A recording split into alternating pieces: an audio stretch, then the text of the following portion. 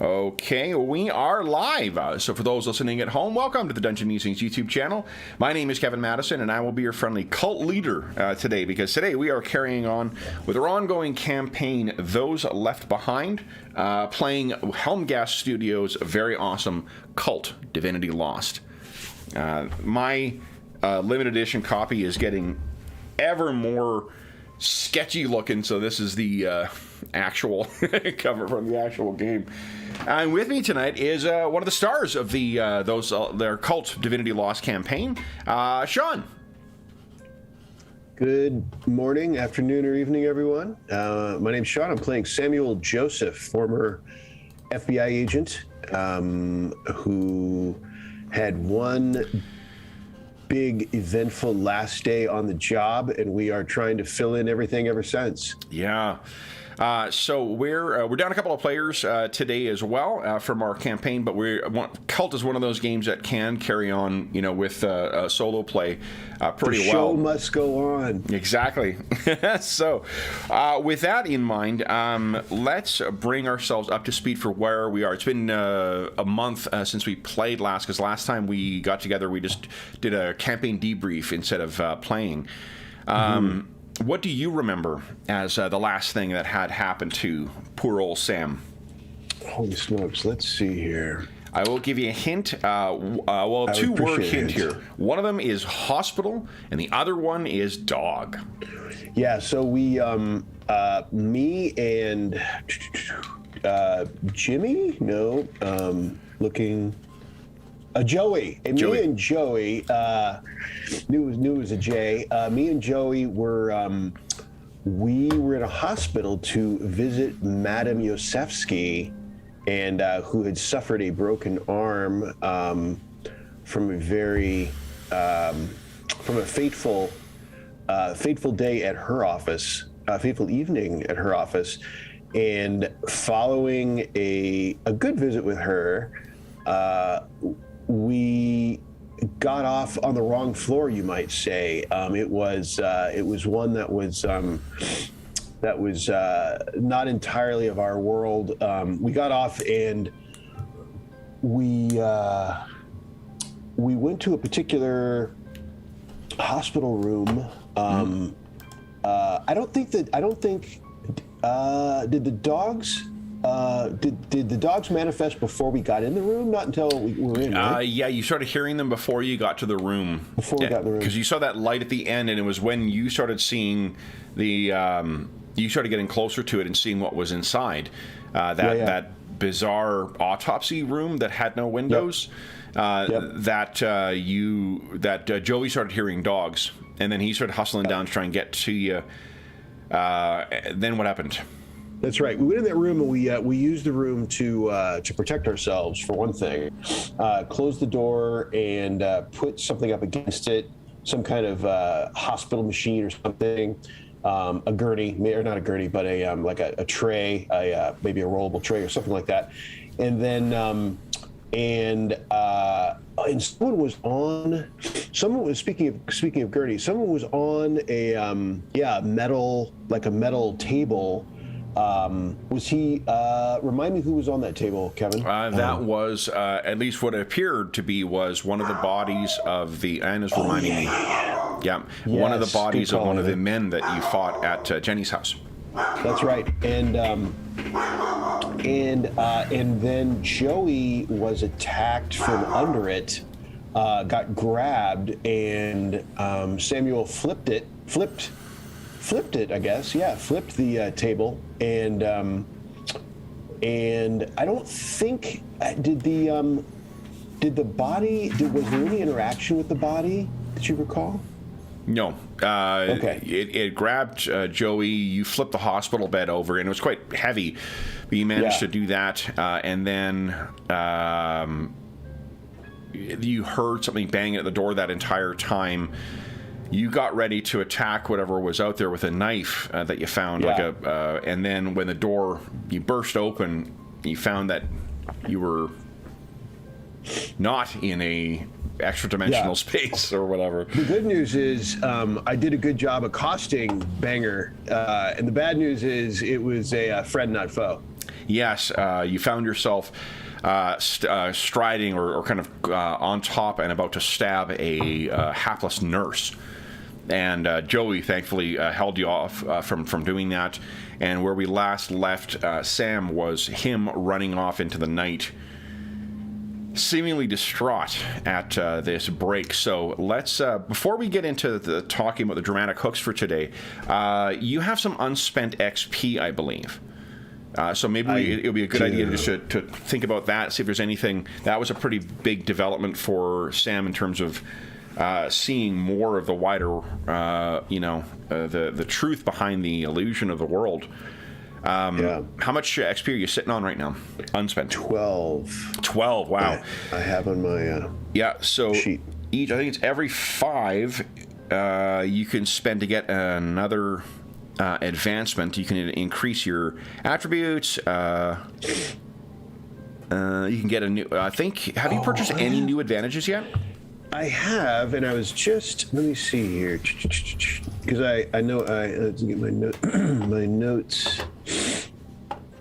So I bought intuition, so that is the sum total. Okay. Of my, because my current total earned XP is 18, and what I have unspent is 12. Is what I have. That doesn't sound quite right. No, it should be your one-off. Should be 13 5, unspent. right? Yeah, so that means you got 2 more advances you could select. All right. So the events of the last couple of sessions, do any of those inform what would be a good selection? I'm looking at intuition while you do that. I'll say once again, the inside of this book is beautiful. Yeah, it is. I'm on page 137. Let me see. Is intuition not a soul? Oh, intuitive? Is that the one you're thinking of? Probably. Let me see. What did I? No, there's an intuition, is there? There's intuition. Okay, I found one called intuitive. Intuition. Oh, intuition's an attribute. Oh, okay. So you raise your intuition. You raise your intuition attribute. Yes. Okay. Yes, so then you still got advantages. Yes. You could select 3 advantages. You can move one. Intuition is a active. Passive. It's a passive. Oh. I think passive are the saving throw ones.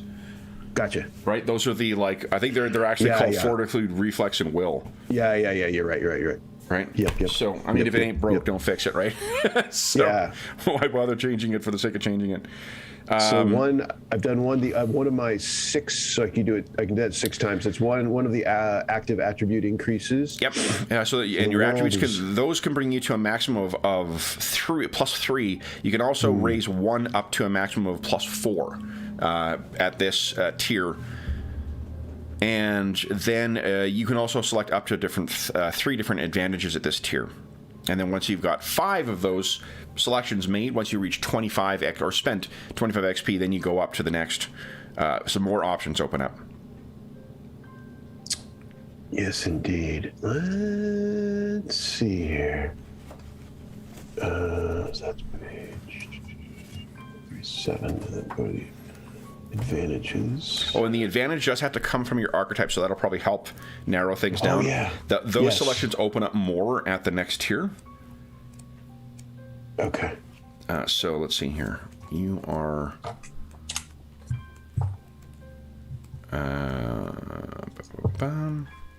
broken. So advantages include... Intuitive happens to be one of the ones there. Hence my confusion, I guess. I'm on page 55. Okay. So intuitive is one. Daredevil is another. I think you already have Daredevil.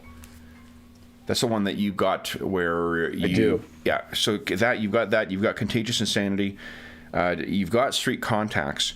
So intuitive, enhanced awareness, magical intuition, sixth sense, and wayfinder are all ones that are still open for you.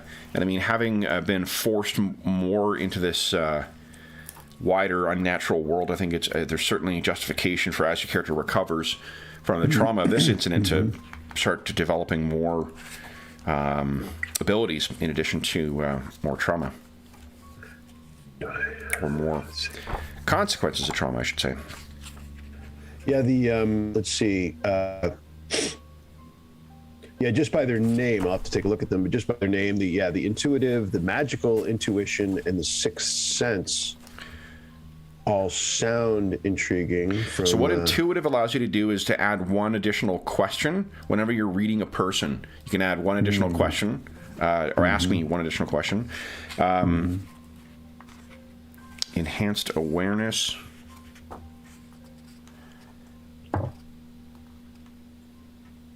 Oh, when you focus your senses at a location where the illusion is weak, you roll soul, and on a success, you have visions about the place and may be able to speak to the entities tied to it. That might tie neatly with your involuntary medium thing. You learning some control over those powers. That's magical intuition, you said? That's enhanced awareness, page 114. Enhanced awareness. Yep, magical intuition. You have the innate ability to perceive Carillion auras and sense the presence of magic. So that is just, and sixth sense. You have an intuition for things both good and bad. At the start of each game session, you make a roll, and then this is interesting. It fits in sort of with your Daredevil thing. You get some. It's like banking. What is it? Is it harm? No, edge. Whatever it is that I get when. Hold, yeah, right. So the options you can cash them in for include acting first in a threatening situation, sense whenever someone wishes good or ill towards you, or discover or sense a clue or lead when you're off track. That's a good one. And then the last one's Wayfinder. Whenever you travel between two places in a city and allow your madness to guide you through the alleys, you make a roll, and then you can do things like discovering a shortcut through the alleys, which takes you to destination in a few minutes, regardless of how far the actual distance is. So I imagine this is you sort of learning to warp the ways of travel using the same spatial distortion that affected you and Joey. That sounds pretty good too. I would say though the top ones are probably I think probably the enhanced awareness probably comes out on top of those. Okay. I think that's worthy. Let's do that for one of them. Okay. And then you have one more selection. All right. And then probably I will go with an attribute. Spread it out a little bit. Okay. In that way. Let's see.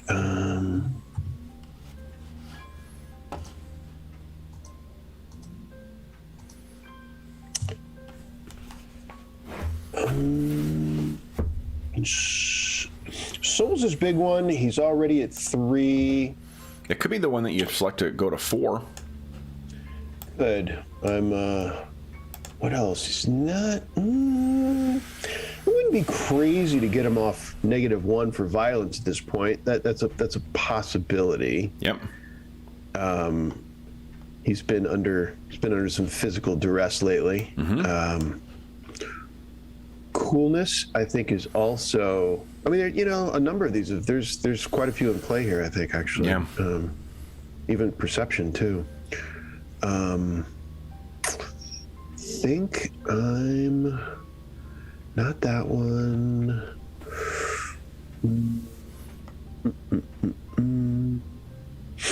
What's other pressure?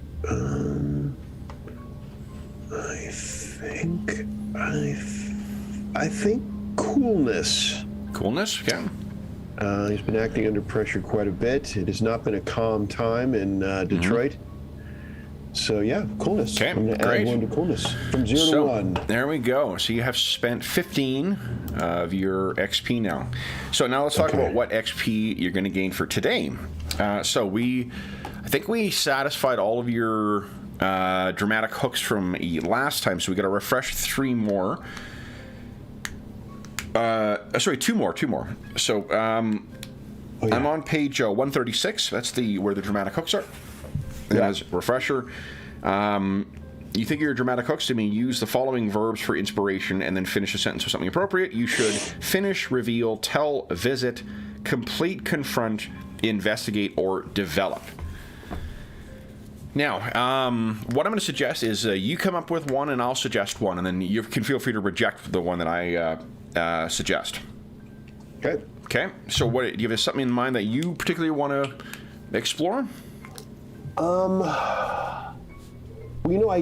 I did not, one from last time that I did not manage to make much headway that is pretty low-hanging fruit is the package. So the package is out there pretty ripe and necessary. So I think investigate the package. Okay. Once again. Okay. And I have the name down, Timothy Eglees. Does that name mean anything to you? Give me a second, see if I have my notes. Maybe? Let's see. I think that is the name of the gentleman who was the Madame Yosefsky suggested as someone that might be able to give you more. Oh, yeah. The librarian. Yep. Librarian Timothy Eglees. If I wish to know more about ZZ, he lives in one of the older, nicer neighborhoods. Ask him for rituals of cleansing. I have. Okay. So then I would suggest visit Timothy Eglees. Okay. As your other one. So then, with that done, we let's see. Are there any disadvantages or disadvantages that we need to roll for your character to start? Let's see. I don't think so, right? Let's see. Not that are at the beginning of sessions. One is that and it's worth mentioning. So I am currently neurotic. Is my stability level.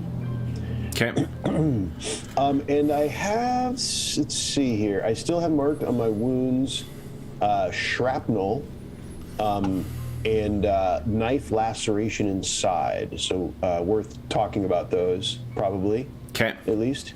What was the knife laceration from? Do you remember how you got that? I've had both for a bit. The shrapnel's for sure. As much as we've gone several sessions in this, I think it's only been a matter of like 2 days. Right. In game time, not very long. Yeah, so you can click both are stabilized right now. Okay. Because I think you've had both treated, and I don't think you suffered the shrapnel or the knife laceration in the hospital. No. So then what are your... I'm just going to move you back to page 1 here. Man, what's going on with my mouse? Come on, mouse. Broken and involuntary medium. Okay. Right, yeah, no, neither of those are going to be triggering anything. Okay, so then, I think our session opens with the sound of a door opening, and we see it's an alleyway, and there is a kid dressed in kind of like a McDonald's or some kind of fast food, thing, bringing out garbage, and they toss it up into a bin, and we hear as it slams in there, someone starts who's been kind of crouched down next to the bin, and this kid kind of like, oh Jesus, and we see Sam there, cold, so he's in his winter jacket and whatnot, but that modicum of respectability that he helped try to put together before he was meeting with Jenny, getting his best suit on, clean, shaving and whatnot, to a lot of that's there's stains from being in the snow and just kind of street living on his suit. His jacket doesn't fit stylistically with the suit that's on there, and he's now gone 2 days without shaving, so it's beginning to get a little wild again. Whatever effort he made to control his hair is completely gone, and his eyes are quite bleary. And I think he's working on a cheeseburger too, from the dumpster. He's sort of and the interaction is this guy does his thing, kind of brings me out of my my what would you call it, my trance or whatever I was in from my hospital encounter. And this kid kind of looks at him and is like, oh God, I didn't see you there. Hey man, you can't be here. You can't be here. And he holds out a hand, like kind of an unsteady hand, and puts the cheeseburger down back in the dumpster, like that matters, and then and you know, like, and then kind of and stumbles off. Okay. So then, where do you go next? I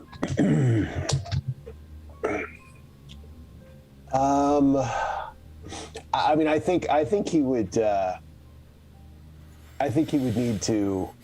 Harkening back to our conversation before going online, he would probably go for a shower. I mean, at this point, it's, you know, even for him, it's too much. You know, it's time. It's time to kind of re-up. So he's paying a couple. You know, well, he's got an apartment. He's not like he's full on.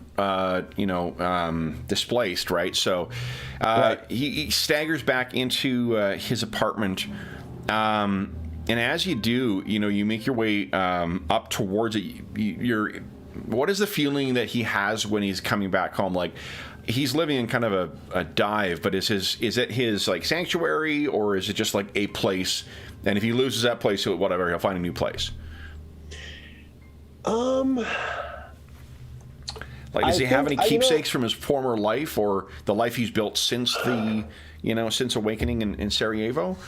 I think he probably has a garbage bag. You know, like, when you moved in college, you threw stuff in garbage bags. I think he's got a garbage bag of that, you know, like kind of thing. That, and he probably, so I think it's a combination. I think that he found a place that's basically squatting in, but he's been in there a while. And so he's kind of set it up a little bit. So he took out his garbage bag of things and set them out, like in, you know, for just a modicum of effort at living in a particular place. Yeah. So, and you know, his clothes are hung. So he feels pretty good about that. Okay. So then, I mean, what we see is as you sort of step out of because the elevator doesn't work here, of course. As you step out onto the floor that's yours, you're making your way down, and you're still, I think, because you have not had a chance to regain stability yet. You can see at the end of the hallway that your door is sitting open.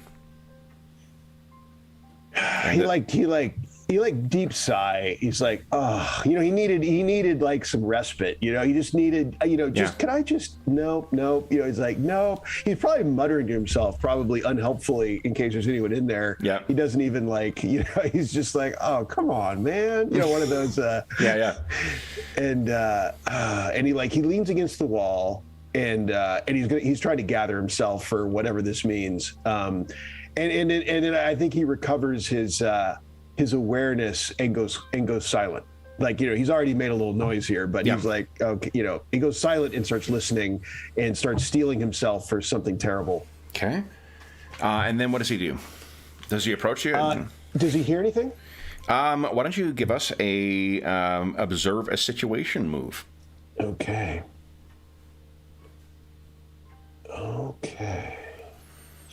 And let's see, let me just check. So that is a perception roll. Yep. Make sure nothing applies to that. Yeah, Daredevil I don't think applies because there's nothing obviously dangerous about this yet. Right. Okay. I'm good. All right. Okay. Go. Nice. So you can ask 2 questions of me, and the questions include: what's my best way through this? What currently poses the biggest threat? What can I use to my advantage? What should we be on the lookout for? What is hidden from me? What seems strange about this? Okay. What page are those questions on? They're on the moves, actually. If you go to the move sheet. Yeah, these are all. This is not an advantage or anything, so it's just either cult moves number 1 or cult moves number 2. Cool. I forgot about those. All right. Ooh, so we're in number 2 there. Observe a situation. Cult move number 1. When you observe a situation, you can ask one of those 2 questions. And advantages may modify that, but I don't think you've got anything that changes that.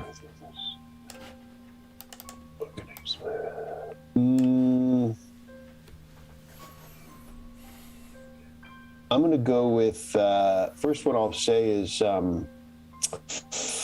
I'll try what is being hidden from me.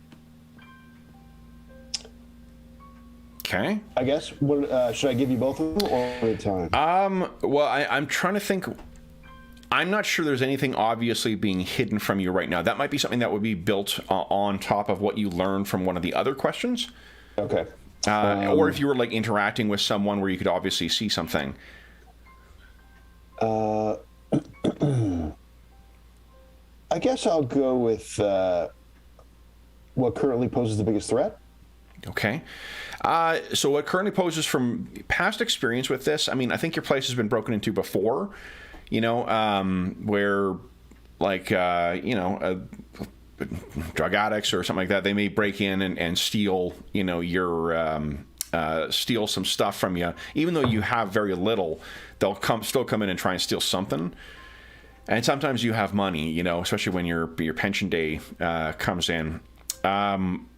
But if they're still in there, they can be kind of squirrely sometimes. So the biggest danger is that if there is still something or someone in there. All right. And then what is hidden from you? Yeah, if there is anything. Yeah. I'll answer that one as you get a little closer. Okay. Okay. I think where you are right now, there's not enough information to be able to tell that, but I'll definitely tell you the answer to that once you get in. I think his first assumption is it had something to do with what he's been doing the last few days, and then I think he calms down a little bit and realizes that it could be mundane. It could be that idiot from the alley 4 doors down, and so he takes a deep breath and quietly tries to approach the door. Okay. So as you quietly approach the door, in flashbacks, not literally, but like you are mindful of how much this feels like that time when you guys were approaching that house in the suburbs of Detroit.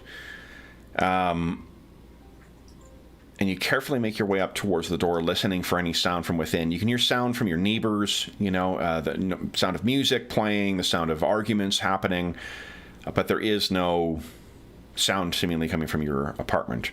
It's morning, so there's plenty of daylight that's in your apartment. You're able to get right up to the edge of the door and sort of look in, and you can see that your place, you can tell me if I've got this wrong, but it doesn't strike me that he's a very, careful housekeeper. So the place is likely in a bit of would normally be in a state of disarray, but like things have fully been like turned over and whatever that's in here. So like your initial suspicion is kind of like, oh man. And as you make your way a little further into the doorway, and maybe you push the door a little further in, there's a couple of things about it that just with your past experience with crime scenes and whatnot, that just feel a little bit off. For one, you can see that someone has very intentionally spilled the contents of the trash onto your table, your kitchen table, this crappy plastic, 3-legger or 4-legger, but one leg secured with tape and stuff like that. What you can see is that someone has spilled that out and spread it across as if they were looking for something, the way that you would do if you were looking for any information from a suspect. It also appears that they have, if you make your way into the apartment itself, there's more meticulous searching in places that would have no value. If someone like a junkie came in and was looking for money or whatever else, they're not going to look in the garbage can for that. And they're not going to carefully look through the garbage can. No one throws away cash or hopes that it's there. There's something more to this search, and it's been given the appearance of just a tossing by someone looking for cash or looking for electronics. If you have any electronics, I think that it is likely still here. So it's not that someone came in and took stuff for money, and while they gave the appearance of that, they didn't give enough thought into making this look like the scene of a robbery. Do you think Sam has a TV? Yeah, I think he does, but it's a little comical. Like it fits with like 20 years ago. Yeah. He's got rabbit ears, big old rabbit ears coming out the back. And it fritzes. It's something that it's a little bit amusing if someone comes in. It's like someone tried for a museum piece. Yeah. But he goes, no. He goes, no, look, and he can go up and hold it and get it just right and watch stuff. So he's like, hey, it works, Yeah. Okay. So that is still here. It's knocked on the ground and possibly broken, but it's not. And he curses at that, like, oh God, oh, come on, and and he it's the first thing he goes for because you got to have a set. It keeps you like, he's in here for days sometimes. You got to have something, and so he puts it back. Yeah, and like it's not kicked in. It's sort of like knocked over in that like appearance of a careless search kind of way. So like there's certainly enough here that is unsettling to make it think that this is not just this is not just one someone trashing your place looking for money. So what happens next? He takes a breath and makes sure the door's closed, turns around, closes the door, which he probably left open, and then they've kicked the door in. He's feeling a little beat up. He's feeling like he's feeling like he's taken some body blows, both figurative and literally at this point. Yeah. And he's been hit in his place of respite, so that's just additional little bit of body blow. He's like, come on. He like says out loud to nobody, and throws down a piece of whatever it was that he picked up to sift through, and he goes, well, and he tries to like, okay, what should I be doing? And he tries to wedge the door closed. So first of all, even though it's been kicked in, he tries to do his best with it. Yep, you can make do. Yeah. Let me ask you this. Go ahead. Mm-hmm. Is there anything that Sam thinks was in the trash that related to Jenny or Madame Yosefsky or anything relating to what's been going on the last couple of days? Any scrap of paper he wrote something on, any receipt that he wrote something on? Let's see, because it would have to be two things. It would have to be that he created it, and then it would have to be something that he didn't have on him. Because he'd probably have most of it on him. Precisely. Because he's in the midst of it all. If it was a week ago, that'd be another thing. But like he was just still living it. Yep. Let's see. Nothing off the top of my head. Let me think. I don't remember him throwing anything in there, but I thought I'd ask if you think that. I agree. And he hasn't been home much. It's not like he's been hanging out at home. Yeah. So I'm gonna go with a no on that. Okay. So at least as far as you believe, whatever they may have been looking for by rooting through all of your trash, there's nothing of interest that was in there relating to any of the people you've been dealing with or who were potentially hurt in the last little bit. So after getting the door shut, what do? You go and have your shower? So he would take, he would probably take inventory, like see what he's still got, see what he's got, see if he can, figure out if anything's missing, and put the TV back, and then he would go through the stuff on the table to see, well, as part of his inventory. To see if he can make heads or tails of it, with a little bit of his old life kicking in at this point. Yeah. Of trying to find patterns, and there's not there's probably not that, since he lives pretty austerely, there's not that much to clean up, so he probably makes a little effort at getting the worst of it taken care of, rechecks the door that it's not going to fall down on him. And then goes finally gets a shower. Kind of stumbles in with a look of defeat, of that his castle has been invaded and again, or however often that happens. Yeah. And crawls in for hoping for some hot water. So you do get about 3 minutes of hot water, before it transitions back to the usual cold that you get. So he's used to it, though. Is he used to that? Definitely. I think you make the most of that first 3 minutes. That's fine. That's fine. I think we've all lived in a place like that at some point. It's just like, come on, man, we got to make this count. Yeah, because expectations are everything. If he didn't expect that, it would be another body blow. But if he expects it, it's okay. It's okay. So fortunately, I think like having a moment to clean yourself off and get at least a very brief period of hot water, I think you can move your stability up one. Because from the way you described it, this is a bit of a place of refuge for him. Yes. So after he comes out of the shower and sits down on the bed, I guess before he leaves the shower, he's able to go past that fogged up mirror and he sees himself again. And I'm picturing that it's like. You can tell me if this is wrong, but with his hair wet, it's closer to that sort of like G-man cut that he normally has, where it's shaped. So it almost looks like he's at a midpoint right now between where he has been, living rough and with the overgrowth and beard and whatever else and wild hair, and who he has been or tried to be for Jenny a couple of days ago. So. It may be the face of a man at a crossroads, as it were. Mm-hmm.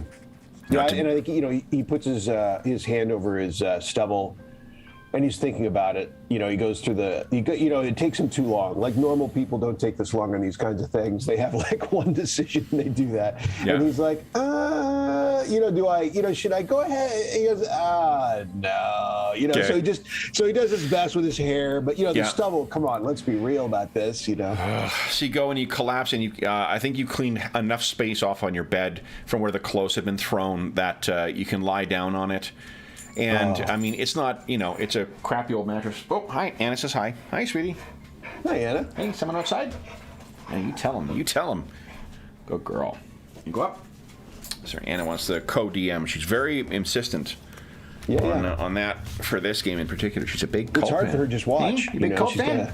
Good girl. Yeah. So what is going through Sam's mind as he's lying down here and just sort of reeling over? You realize, like, fuck, you had just got back in touch with Joey, and then you suddenly were separated from each other once again. And you've got no idea of how to get in touch with him. I don't think you guys exchange any, like, contact info. You guys sort of got thrown into it when you were both at the hospital. Oh, right.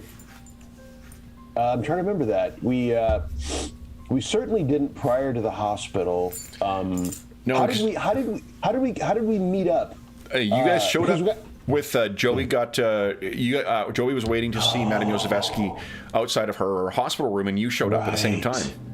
Okay, that's right. It was serendipitous. So and then sort of went from there to meeting with her to, Fair enough. Yeah. Yeah. Since I was thinking the hospital meetup may have given me something, but it didn't. So yeah, fair enough. So you guys keep giving me great fodder for explaining player absences. It's great stuff. Yeah. We're helping you with isolation, whatever we can do. Yeah. He sits on his bed, and he's going to struggle between, he's got a to-do list of some kind or sorts, but he's sitting on that bed and he's looking at it going, oh baby, like he wants to lie down. Yeah. And I think he will, but he's going to think about it for a while. Yeah, so he's sort of thinking of what should I do, and then when his eyes open, it's dark again. There you go. And you look, and it's completely like pitch. I think it's an overcast night. Okay, I'm telling him, and it's like, make it darker. All right. It is overcast. You can hear the sound of someone's pit bull moaning in the backyard. It's like Son of Sam reference there for you. Right. Yeah. Okay. The room itself is pitch black. I think whatever electronics you may have had to plug in or whatever else that would give some soft blue or green or red glow, all that shit got either unplugged or damaged, and you didn't think to plug it back in. So you genuinely are in almost apart from the lights of the city outside, the ambient urban glare, there's really no other lights that are in here. What are you feeling? He wakes up and rubs his eyes a little bit, and grateful for a little bit of shut eye. and he reaches over, and he's feeling a little bit better, and then he reaches over onto, his borrowed quote nightstand, and for the switch, and feels it's not there, and then he remembers, and he returns back to his come on, and he gets up, but he can't see anything, and so he gets on his hands and knees, and he's feeling around for that sweet lamp he found like a month ago, in that, and come on, baby, just work for me, and so he's so, hopefully maybe he puts a hand on it, and so the light comes on, and what you see, and what I'm picturing is, it's this, 70s gaudy thing with a big plastic orange and brown dome. So when you activate it, it gives off this unusual orangish kind of glow to it. I may be describing a lamp that I owned in my 20s. And he digs it, and I think probably it's because he found one that works, but it just kind of for whatever reason it's become his lamp, and so it's like and it gives off great light, but unfortunately the plastic globe thing, it's actually damaged now from where they put it down, and it's not a full-on plastic, it's little strands of plastic woven around to make it look almost like a knit thing, and there's no way you're gonna be able to repair this fucking thing. God. He shakes his head with a look of, he's just in his defeated, a little bit of defeat again. And he, what are you gonna do? And he puts it on his nightstand. He's getting light. What he really needed was light. I mean, it'd be nice if someone would have left me alone. But gets it up there, and probably is going to spend the next 5 to 10 minutes, doing the same out in his, out of his bedroom, and try to get a little bit of light going so he can walk around his place without falling down. Okay. Are you at your baseline for stability now? I know you've got a floor for your stability recovery. Can never go beyond. I am one. Oh yeah, I am at the floor. I thought I was a little bit worse, but I'm at my floor. Okay. Oh God, my bare standard is so much worse than I thought. Yeah, it is. I thought it was shaking, but it's distressed actually. Yeah. And he is distressed. It's perfect. It's right there. He's living his living. He's living himself. All right. So he gets a little bit of light going, and then he sits down and tries to get his thoughts together for what he should be doing. Okay. So you're sitting, and I'm picturing you're sort of, because this is maybe the only functioning lamp in there, you're sort of carrying this lamp around with you, cigarette in your mouth, sitting it up on your table with most of the detritus cleared away, getting what was left in your fridge to eat. What are you thinking? If he has any other light source, he'd be working on it. He'd try to figure that out first, but then following that, he is probably going to, he would probably try to get a hold. He's looking for an easy win right now, and he'd probably once again try. Special Agent Mike Anderson is something he would do. Yeah. Because does he have a? What did we? He had a phone that I'm assuming you guys, after the shootout at Jenny's house, I think you guys. Mike seems like the diligent type to have insisted on exchanging telephone numbers, but his phone seems to have been damaged. Or at least he's gone missing. I think that, player-wise, we know that his phone got damaged and he had to get a replacement with a new number, but he didn't have anyone else's contact information. So Mike is out of pocket right now. Joey is out of pocket right now. So, I think he would have. I think at least out of even habit.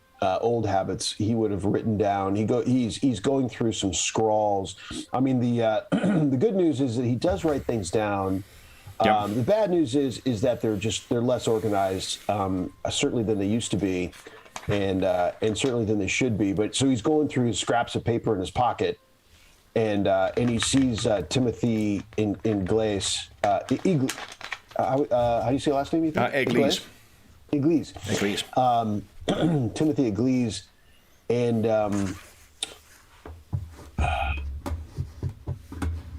I think he goes and visits him just because he's still working on how to approach. He knows he needs to make some progress on this literally infernal package, but he's still not quite sure how to go about it. And so he prefers the easy win and figures, okay, let's go visit this Timothy. And does he have any manner of knowing what time it is in his place? I don't know. Maybe. I mean, it's dark and it's winter, so I mean, it's any time after, 5 o'clock.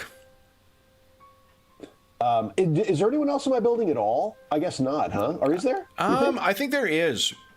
Probably, yeah. Me? They're like me, or probably, or yeah. So, but let's see. Yeah. Let's make a. Let's see. Because I was wondering if I had a habit of looking out the window, and if I squint, I can almost make out their clock. Like sitting on a nightstand or something. But they may not be that normal. No, and I'm picturing like that. This is because of the. What do you call it? Because of the depopulation in Detroit, that like there's probably like either buildings that are burned out, and this is also sort of like a darker version of real Detroit. There's probably buildings that are abandoned, and you may have a neighbor. What I was going to suggest is we have you make a influence other move and see what your relationship is like with your other neighbors. Okay. Yeah. All right then. Let's see here. That is charisma. Yeah.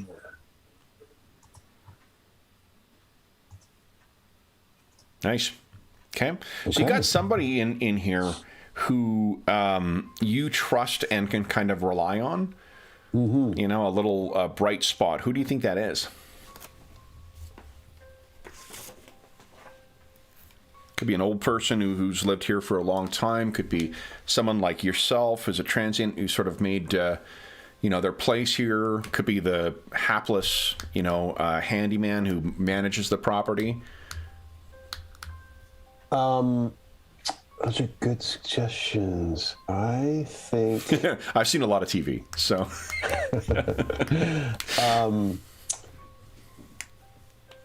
I guess it. I was gonna go senior, but the handyman is a good suggestion, and it's natural for them to live here unless they're really.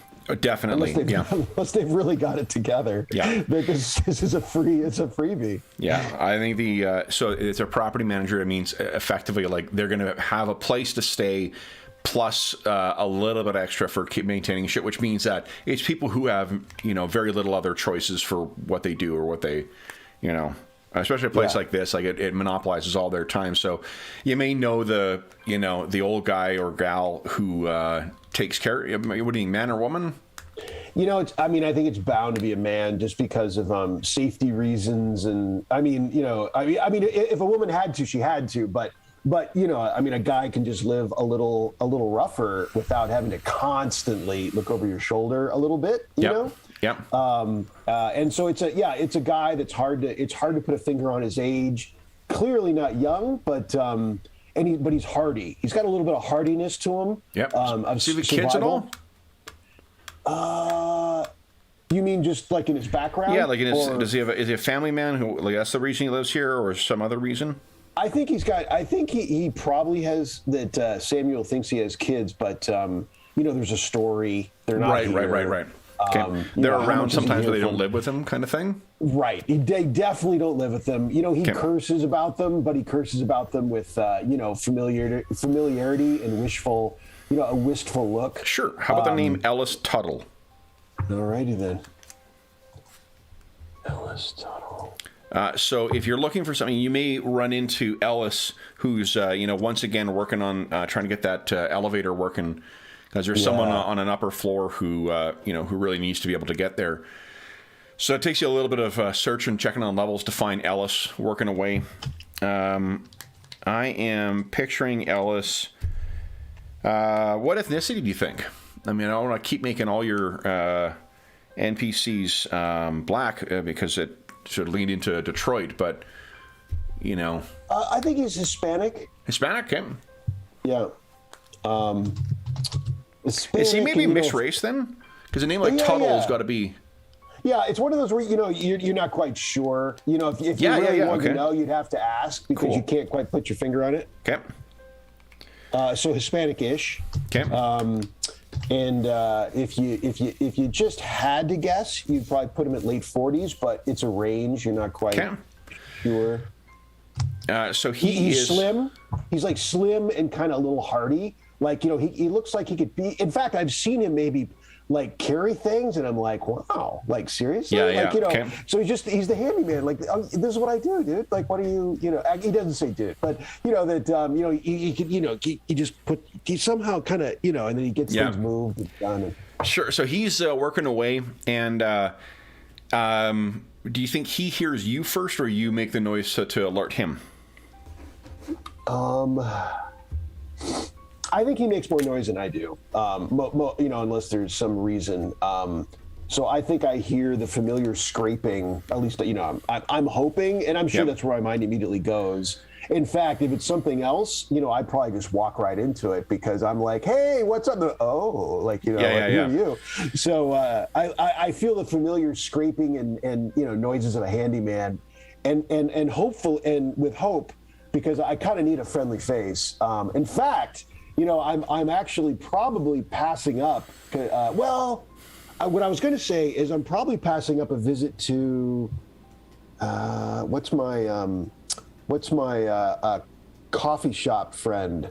Your coffee shop friend is Regina, isn't it? Regina. I'm probably, I'm debating on a coffee shop visit because it's kind of late to go see Timothy. Yep. The person I don't know, and I'm not even sure, I need to maybe do a tiny bit of research to find out just exactly where to find him. So, and I kind of need a friendly face. And so I'm thinking of Regina right now. Oh, and then I think Jenny, because Jenny's staying with her. And so that's a big nice thought of going to my happy place. But then I hear the scrapings, of which I assume is Ellis. And so I immediately go for it. I just go buzzing out towards the noise. My friend's, hopefully what my friend is causing the noise. Okay. So he's working away, and then, if he hears you coming, he doesn't look up, and he says, elevator's still not working, folks. Sorry, soon. And I chuckle. Because it's just like, I've heard that 90 times. Yeah. And it's almost like, going to see your parents and your parents say, oh my goodness, you look like this, or, something like that. So to him, that's what passes for that now. And I start chuckling, which he's probably heard, he heard before. Looks over and he says, oh, Sammy. And my face like lights up like it, like we're joining for Christmas or something, What are you doing here? Is this about your door? I saw that, and I'll get to that as soon as I can. I think I can get this thing working. You're a saint. You're a saint, Ellis. Have I told you that before? You're a saint. You have mentioned it. How you doing? You okay? It's been busy, surprisingly. I've been busy. And I put my hand, I kind of ruffled my hair, and I said, I don't even know how to describe it. Why don't we go drinking sometime? And I just kind of, I'm sort of joking, sort of not. And he's like, oh yeah, sometime. And this is probably the response you've gotten every time that it's been suggested in past. Yeah. And then Samuel sighs, like realizing that's not going to happen probably again. And he goes, well, I'm just getting myself together. I've been out and about. I've been out of pocket, and I came back to see the door. I appreciate you being on that. I wedged it a little bit, but it looks.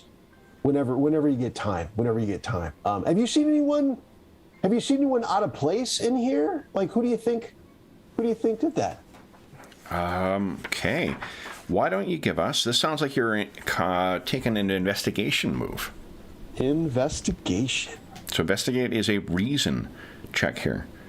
Let's see if this... Now, interestingly, this is for a former FBI agent. Yeah, he's fallen far. Yeah. Reason is not his. He's more intuitive now than reason, but he tries. We'll see how this goes. But he's not well.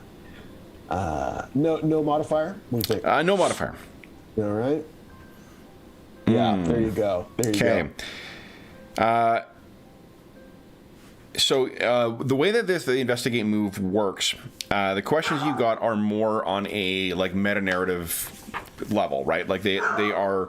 How can I find more about what I'm investigating? What's my gut feeling about what I'm investigating? Is there anything weird about what I'm investigating? Those are the types of questions. You automatically recover all direct leads, so you do get a gain from that. So anything that comes from this. The downside is that because you've failed, you do expose yourself to danger. So what he says is, I mean, he says there's people coming and going all the time in here, but, you know, I didn't see who did that to your door, if that's what you're asking. There was a fancy car parked out front, though. When was that? Do you remember? That would have been last night, I guess. Wait, you don't think someone... What are you keeping in that you're not getting involved with anything you shouldn't, Sammy? I don't know, Ellis. It's I mean, maybe it's even connected to my last case. I don't know. It's but there's been you remember Jenny, don't you? She's been around in the past a little bit. Has she? I thought she did. Yeah, I don't know if she has. I think. Oh, maybe I'd keep her from this. Maybe I do. Yeah, I think because the whole point of you cleaning yourself up, right? Was trying to hide the situation you've been in. So I don't think he. Yeah. So maybe I talked about her. So maybe what I say is, I don't know. You may recall I bring up my goddaughter Jenny, perhaps. And he's still working away as he's talking. Yep, she's had a spot of trouble, similar to this. Funny enough, someone broke into her place, and you know the city, and I don't know what it's all connected to, but it is troubling, and I'm just trying to make heads or tails, Ellis. I'm trying to keep the right side up, you know. And because I mean, you didn't roll great on the investigation, but I think that your character has enough of a wherewithal to know when someone is just kind of humoring him. And that's sort of the answer that he's getting is like, he's seen you at your agitated state and just sort of like knows if you disagree with it. And, you know, some of the things that you say that you'll transition away from that and back to, you know, a more stable and normal sort of, you know, baseline. So he's just, and you sort of realize that, like, for an instant that, like, he doesn't believe any of this shit you're saying. He's just humoring you because he likes you and doesn't want to be, you know, doesn't want to get you more upset. And it doesn't mean he's lying about the seeing the car, though. Like, that is definitely something he saw. I'm looking at his back. He's working away, and I think, you know, a little bit of bloom, just, you know, the usual little bit of bloom comes off the rose, you know, because you know, he's a familiar face, and I kind of want to. Samuel is more than ever than in his past life, is more probably a little more emotional and a little more intuitive rather than the the FBI, just a facts man of before. And so he kind of relies on stuff like this, but you know, Ellis is a bit of cotton candy. He wants him to be a little more steak, but he's a little more cotton candy. And he goes, "Oh, that's right," you know, and he goes, I got this. That's right. For the 1000th time, he goes, "Yeah, that's right. We're not going to go drinking. We're not going to talk about this. I understand." And he's busy, and I appreciate who he is. And so, you know, Samuel, like, nodding to himself, practically a conversation with himself at this point. Probably muttering a little, as Ellis has heard before. Ellis, I appreciate you, man. He yells over his shoulder. Hey, let me know if you see anyone out of place, would you? I will. Sammy, you got it. Take care of yourself, buddy. Appreciate it. And the door, I know you're busy, but yeah, when you get a chance. I'll definitely get that done for you, Sammy. And if you see if anyone throws out an extra lamp, he yells back as he gets farther away. He kind of chuckles, as you're going. Still at work. Now, one thing you're thinking of, where are you heading next? Are you going back to your apartment before you head out, or are you? He is going to. Oh, didn't you go to see Alice to see what time it was too? Oh yeah, he turned. I mean, it makes sense around. for your character to forget the reason he went. He did. Sean forgot. He forgot. Everyone forgot. And he turns back around and goes, "Hey!" He got, Ellis. What time is it? Do you know? Chops. Oh shit! 6:30. I should get some. So, and you hear him muttering something about having to get food ready. You weren't too late, Ellis. And then I keep going. And I debate on trying to dig up Timothy at 6:30 p.m. So I know he's alive. Let's see. To refresh my memory, I got that he is a librarian. Is he a librarian at a city library? Was that my impression? The impression it could be a private library. To be honest, you didn't get anything, and you haven't done like a Google search or anything like that yet.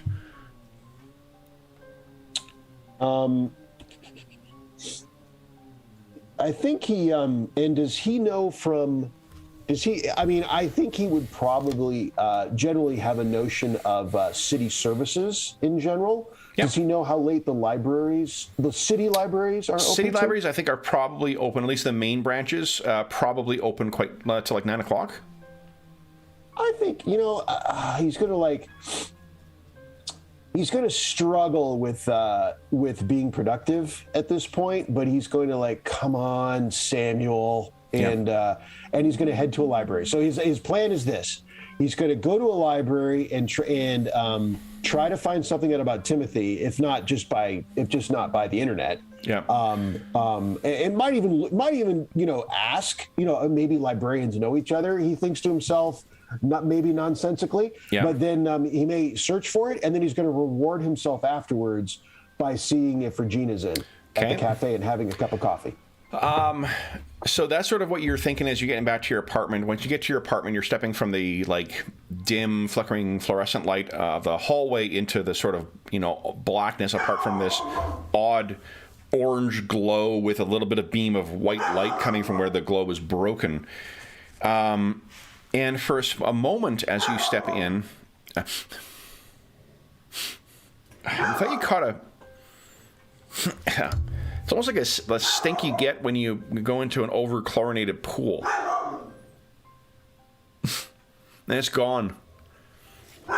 And you're sort of looking in, now that you're in the blackness, of everything other than your favorite lamp and the sound and whatnot from elsewhere, someone's dog barking in another apartment. Mm-hmm. It's funny, the contrast. Our daytime sessions, routinely, there's many more things to yell about as opposed to our evening sessions. Yeah, right. What I think you've realized is there is a sneaking feeling, that feeling that you have when you go into Madame Yoseveski's or into other places like, the classic haunted house type shit, right? Like the murder scenes or, places that have are reputed to have, dark or violent histories. You feel that intrusion going in. You're beginning to feel something like that, but this time you feel like you've got a measure of control over that. Having been, maybe it's because you've been, whatever it was that happened that brought you into that room where that autopsy was taking place in the hotel, that bizarre floor, whatever that was, it almost feels like it's realigned something in you, so that there is a measure of you're not just having that wider sort of world intrude on you, that you can actually reach out to it. So this is sort of what I'm thinking is that you actually, if in absence of any kind of physical evidence here, you might be able to reach out with your enhanced awareness and gain some information if there is something unnatural related to this. Now, it needs to be done at a place that is where the illusion is weak, but as a involuntary medium, I think, who's lived here for a number of years, that serves as almost like like a magnet aligning the electrons in a rod. It's almost like that. Like your very presence has helped drag down the connection here. Okay, enhanced awareness. Let me get. Yeah, I think he would. His first thought would be to go around his. Go around his apartment to see if he could, like find exactly what's causing that smell. And failing that, he sits down on the couch. In the partial darkness and relaxes, tries to relax and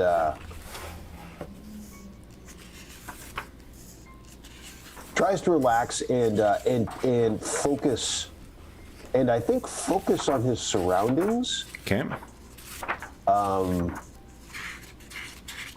Almost kind of meditative. It's like an intuitive, like meditative exercise that he's never been trained in, but just intuitively, but because he's much more of an intuitive person now, so he just settles. He settles and tries to think about it. Okay. He feels like that's probably the right thing to do, since he couldn't find out where the smell's from, and he's like maybe the hairs on his back of his neck are tingling a little. Okay. Bear with me a moment here. I'm trying to find something here. This is where I would, in other games, insert a Fang Dragon joke. The long-promised Fang Dragon in our... Yeah. 150 sessions this week, still no Fang Dragon. All right. I just want to make sure I get the description correct on this, because I do want to use something from here.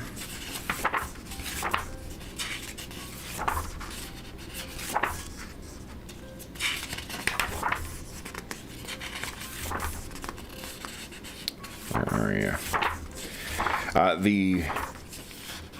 I think that effort was made to try and make for a useful index by having a bunch of like subcategories and stuff, and I appreciate the effort that was made with it, but to be honest, like just having a straight reference of like this word is referenced here is just always a better thing. Yep. Right. Even if there's the weird cross references that sometimes happen where they're like, I'm looking for grappling, and like, did you mean unarmed attack? And I'm like, fuck off. Right. Just give it in both places. Don't reference me within the thing. If there's multiple references, redundancy is never a bad thing in an index. Do you think I should make an enhanced awareness roll? Yes. So you're going to make an enhanced awareness roll. I'm just trying to find the description of what it is that you might be finding. Because I know it's in here. Oh. Am I in the right place now? I am. There we go. Yes. Okay, got it. Sorry, so please go ahead. I finally found the thing I was looking for. Cool. Hey, speaking of which, you want to feel old? On Thursday, it was 35 years since Joshua Tree was released. Wow. Speaking of, I haven't found what I'm looking for. Yeah, right. Thematically. That is wild. That's crazy. Yep, pretty nuts. Okay. That is crazy. So 2d10? Well, you just roll your soul, actually. Oh, I'll just roll my soul. Yep.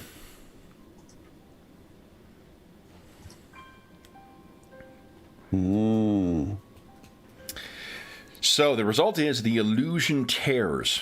The veil is lifted temporarily, revealing an alternate dimension. The GM determines, cult leader KL determines which one the PC could be sucked into it, or something may cross and there into goes the game. Thanks, folks. Thanks for everybody coming. That's it. That's a wrap. Thank you. Here's, I think, what happens is you have positioned. Let's see here.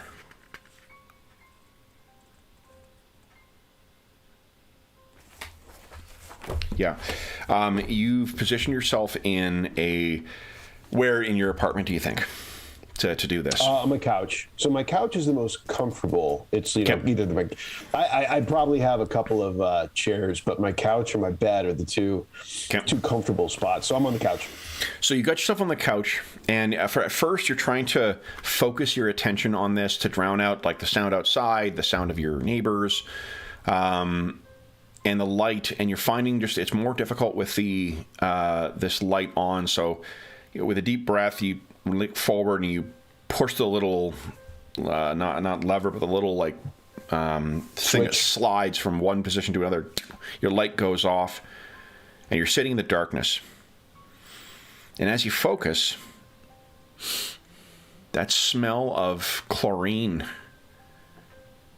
comes back, that chemical stink, and it gets to the point where it is it's so powerful that your eyes are stinging and your nose is burning with it, but you continue focusing in, and as you do, you begin hearing a low, quiet kind of moaning. It doesn't seem to come from... Is it coming from under the couch? Or... No, maybe the other room. You spare a look back, and you can hear the sound of the lock go on your door. And you're certain that that's broken.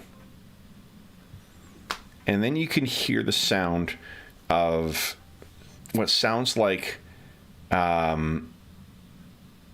old leather, and the sound that comes of heavy metal or steel sort of moving across another piece of metal.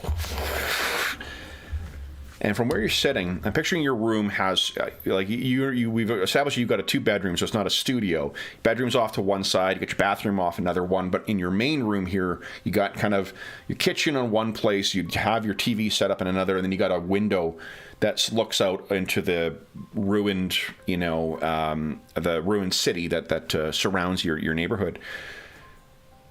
And in one corner off, just aside from where that window is, there is I think you used to keep something there, or maybe there's a bureau or something like that, a lamp that used to work.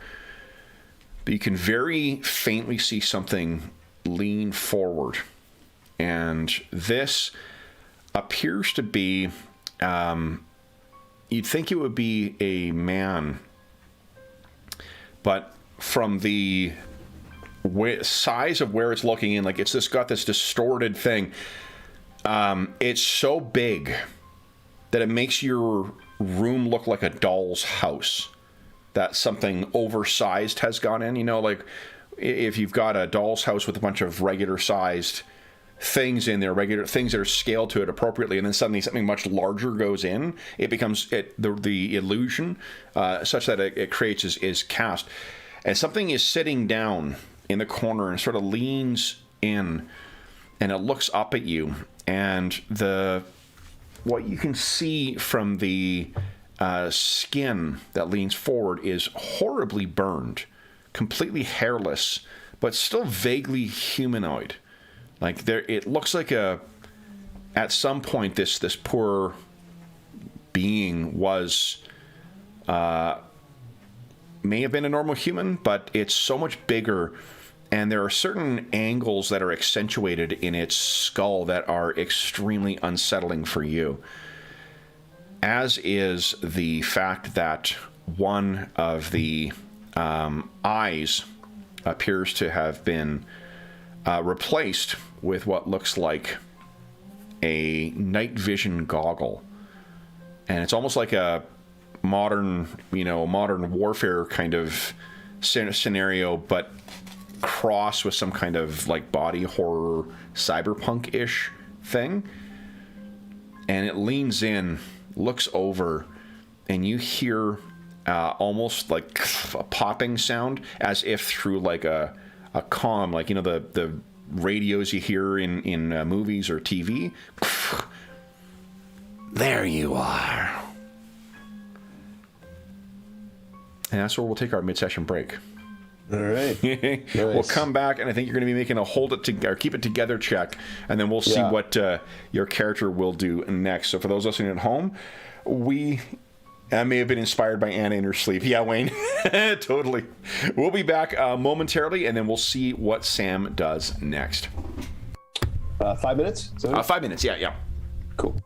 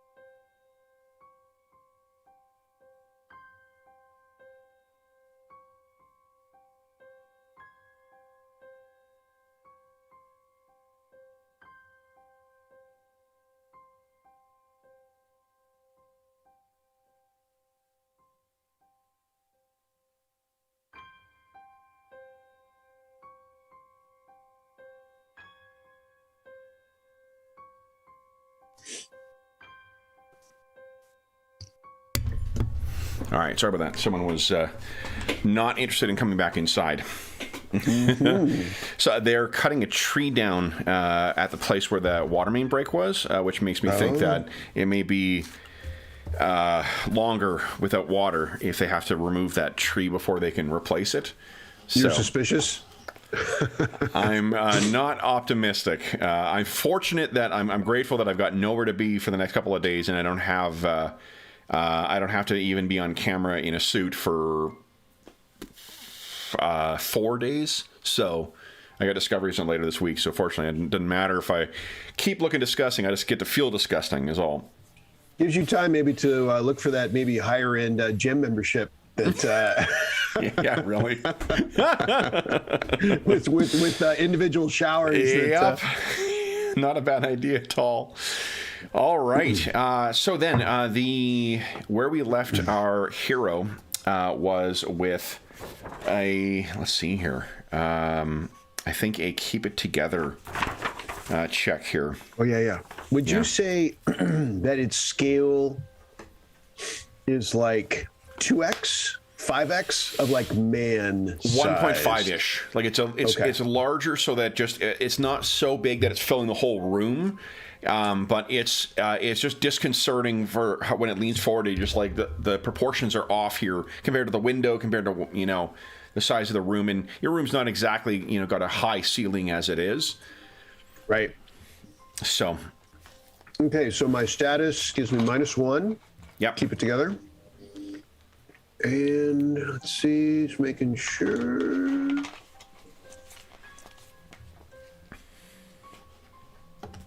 Okay. Oh, go 2 1s. No, I haven't rolled yet. Oh, you haven't rolled yet. Okay. That was the last one. Boy, that ain't Calm good. down, GM. Calm down. Calm down. Ooh, there we success go. or complications. Interesting. All right. So,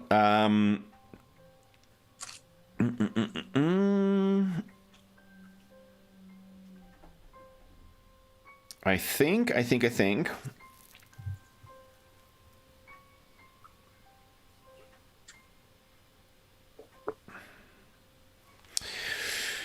Like, and some of the other possible outcomes of this include like becoming distracted at a later situation, becoming haunted by the experience later, becoming obsessed with it. But I don't know if what you're seeing is meaningful enough to trigger any of that stuff yet. So I think I'm just going to say that you become scared, -1 stability. Okay. That's a reasonable reaction, but otherwise you keep yourself fairly, you keep your reactions fairly. Okay, what is going on with my mouse? Give me a second here. Sure. I think that the batteries may be dying in it, so I just need to replace it. There we go. Your mouse is like Samuel's lamp right now. Totally. Yeah. All right. So then, with that, having seen and the question asked, it is your turn. What do you wish to do, Sam? The stink of that I described before, that chemically stinging kind of thing, that is still omnipresent. It just permeates this room right now. I probably instinctively wipe my eyes as a water. Yep. And I try to remain calm. I have a little bit of experience at this point. It's not like someone encountering something weird and crazy like this for the first time. Yep. Takes a deep breath, trying to ignore his maybe slightly tortured lining in his throat because of the chemical. Yep. And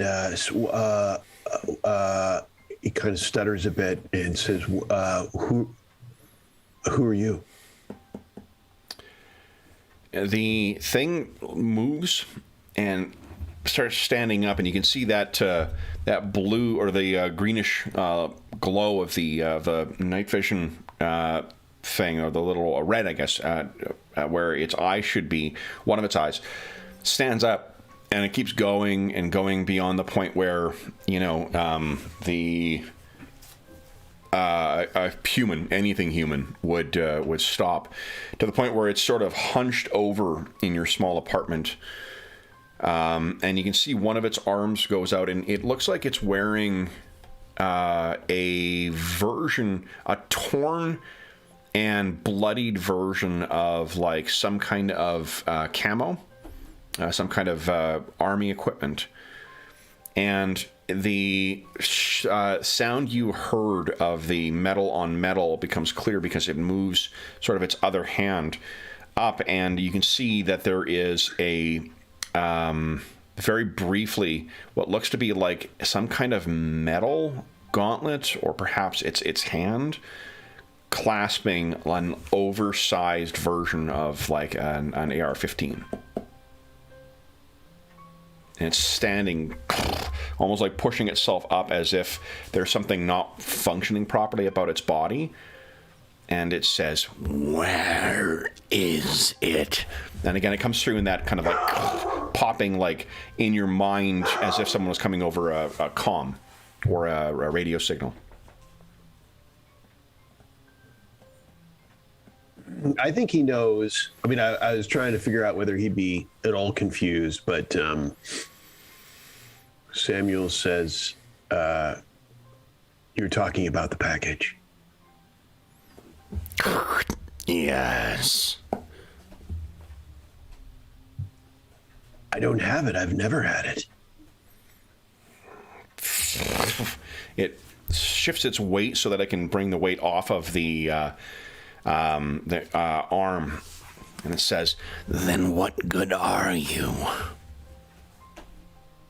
And it appears as if it's about to open fire on you. Well, I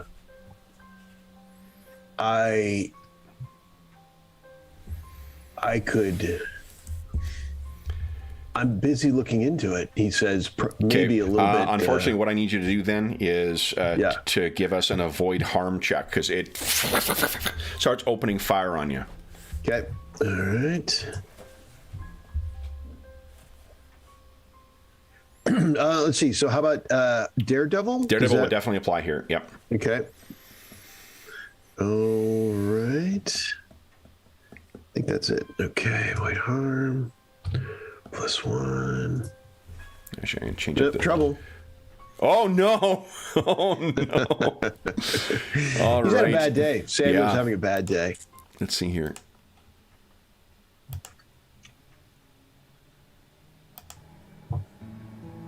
No, that's too low key. What is the one that we used for more? No, I think everything we've used has been fairly low key so far.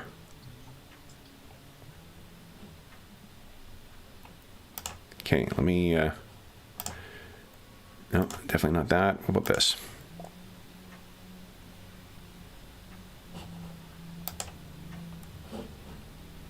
Well, I'll have to load something a little more high action afterwards.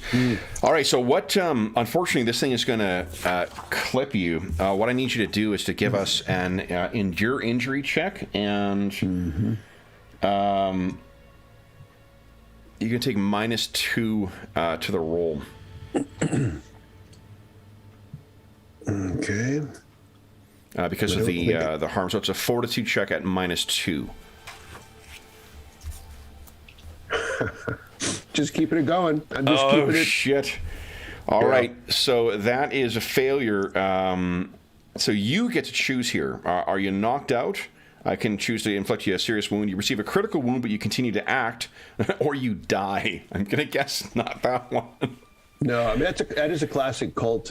You have to appreciate that that's part of the, it's a very unusual mechanic right there that I fully appreciate the Kult, little Kult touch right there. No, not yet. Let's see if that would come into play. I think he's probably knocked out. I think he like. What do you think would happen to your character if he's knocked out in this situation? I mean, I don't know. I guess he dies.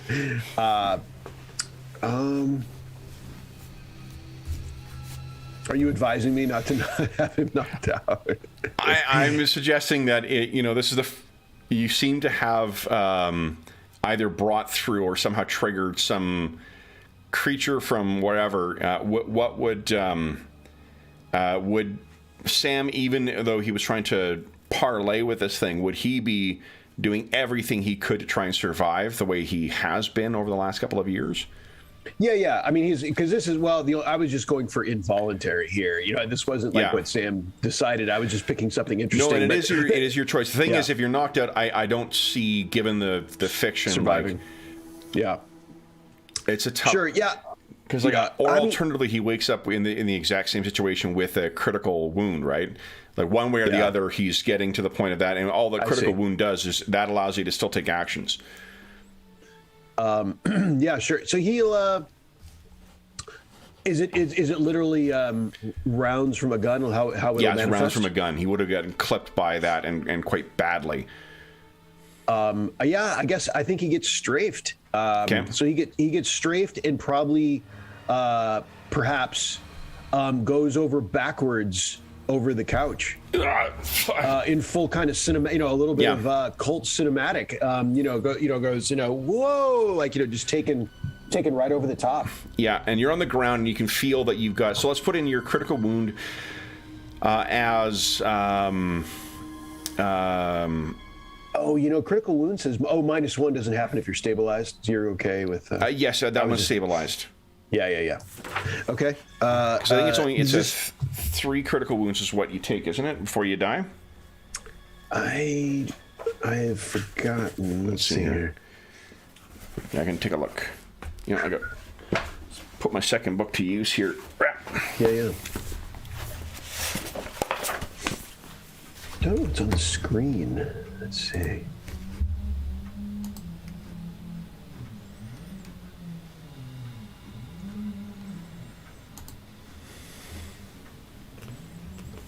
Okay.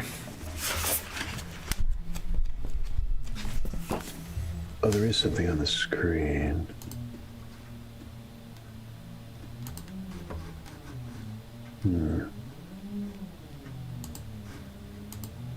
Maybe you can't. Maybe you only die from that table. It could very well be, yeah. It could very well be. I mean, it's a very fiction-focused game. Yeah. So, let's call it high-caliber gunshot wound. Okay. And I think you feel, and we'll say it's around your right hip. So you think your right hip may have been shattered by this thing's fire. So then you find yourself behind the couch, having been shot, and sort of immediately reacting like, Jesus, like this thing does not want to talk. What do you wish to do next? You get to take a move.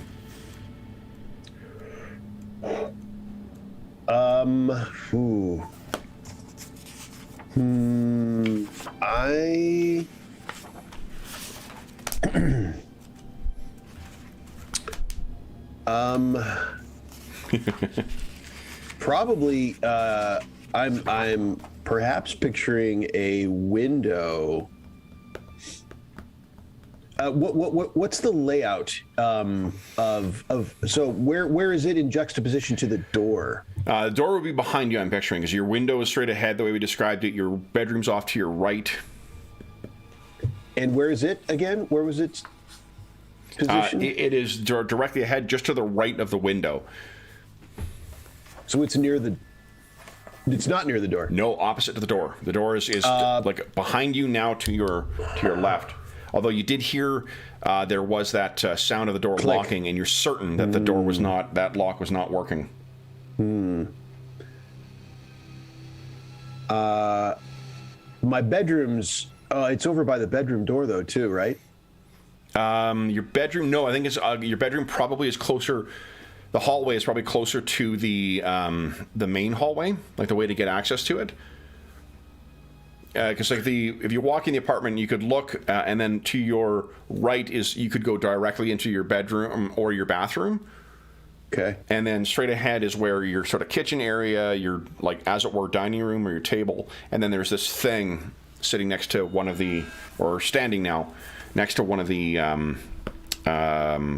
next to the where one of your lamps used to be. Well, he will want to go. He will consider the nearest exit. Okay.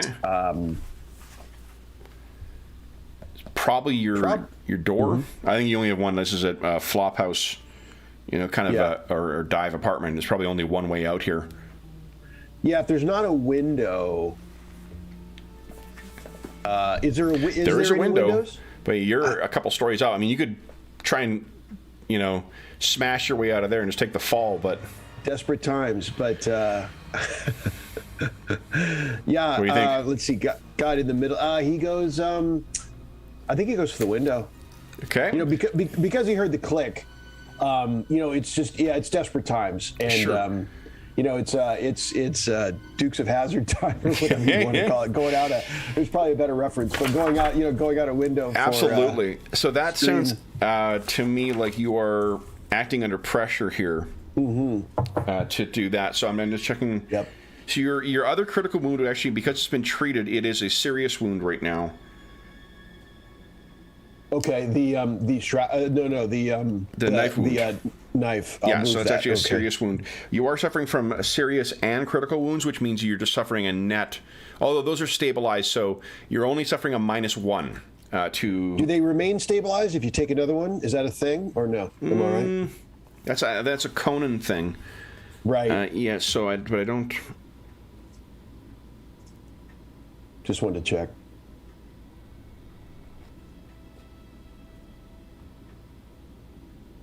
No, I don't think. Yeah,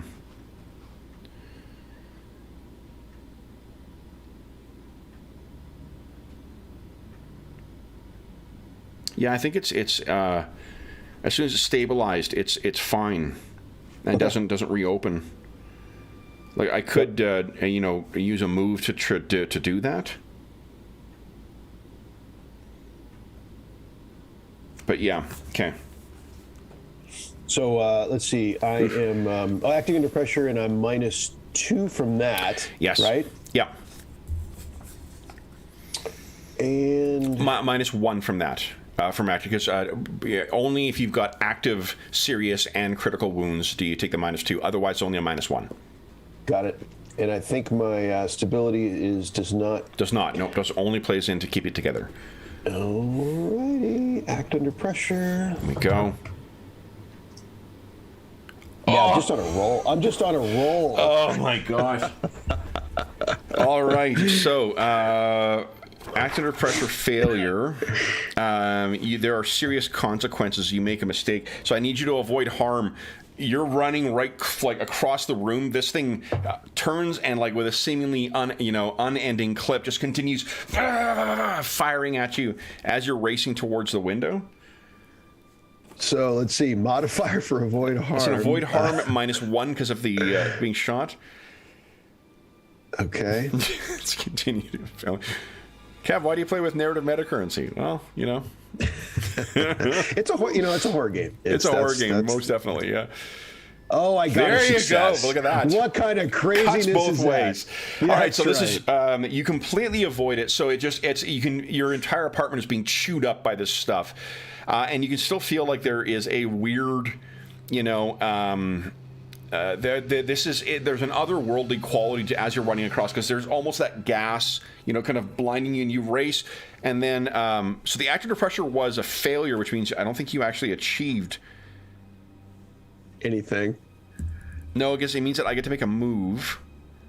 I mean, I feel like maybe I tripped. Like I'm going for it, and I tripped, forcing me to the ground, and the fire goes like right over me, kind of a thing, maybe. Whatever. Here's the I think the consequences to it is that as you're running along, and you're only going to realize this afterwards, is that one of them tore like the you probably would you have your suit jacket on still? Would you put that back on? I slept. Probably not. Probably not. Okay. So I think as you get to the window and you smash out, now we're going to need you to make another act under pressure, because you're going to have to catch yourself here. You did not see. Are you just like leaping out the window, or are you trying to catch yourself on a ledge? I mean, automatic fire in the room. Yeah, so fair enough. It's beyond all. It's beyond all. So let's have you make another avoid harm for the fall. I think the fall is going to be a harm 3. Let's take a look at the GM screen, actually. Yeah. Yeah. Let's see. Typical harm. Highway speed collision is a 4. Drop from the 3rd floor onto pavement is a 3. So let's say it's a 3. There you go. There we go. The DM screen or the GM screen, I should say, for Kult is fucking awesome. All the necessary stuff you need on it. Yeah. So then why don't we... it's going to be avoid harm at 3. Again here. Let's see. Okay. And then the wound. Does give you -1. Yeah, -1 to all rolls here. So -4, right? The harm doesn't apply, actually. The harm doesn't apply as a penalty to that. The harm tells us what the consequence is if you fail to avoid it and you fail to endure the injury. It becomes a penalty when you're enduring injury. So just -3. Just -3, yeah. Let's see if you can avoid it altogether first. Nope. So you leap out. This means that you need to make an injury at -3. This is where the penalty comes in for how bad it is, and you also get -1 from the critical wound. So that's a total of -4 on a 2d10 roll. This actually might be the end of things. We're gonna have to. Let's see what happens here. Oh, Failure! Man. Oh my god! Unbelievable. So you slam to the ground. You can either be knocked out, you can die, or you can receive another critical wound. Man. What are you thinking? You're out of the apartment at this point. I got out of the apartment. That's the bright side of... Yeah. So what are you thinking?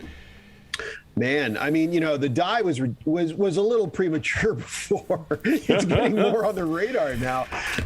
So I will tell you this: the knockout. I don't see this as being this, the same situation as where you're in a supernaturally transformed apartment with some unnatural creature, at its mercy. This is. And it makes sense that like the last thing you remember is like plummeting down in the snow.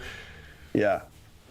We'll go knocked out. Okay. I think this is the knocked out one. Yeah. So you also take a serious wound too, and that'll be concussion.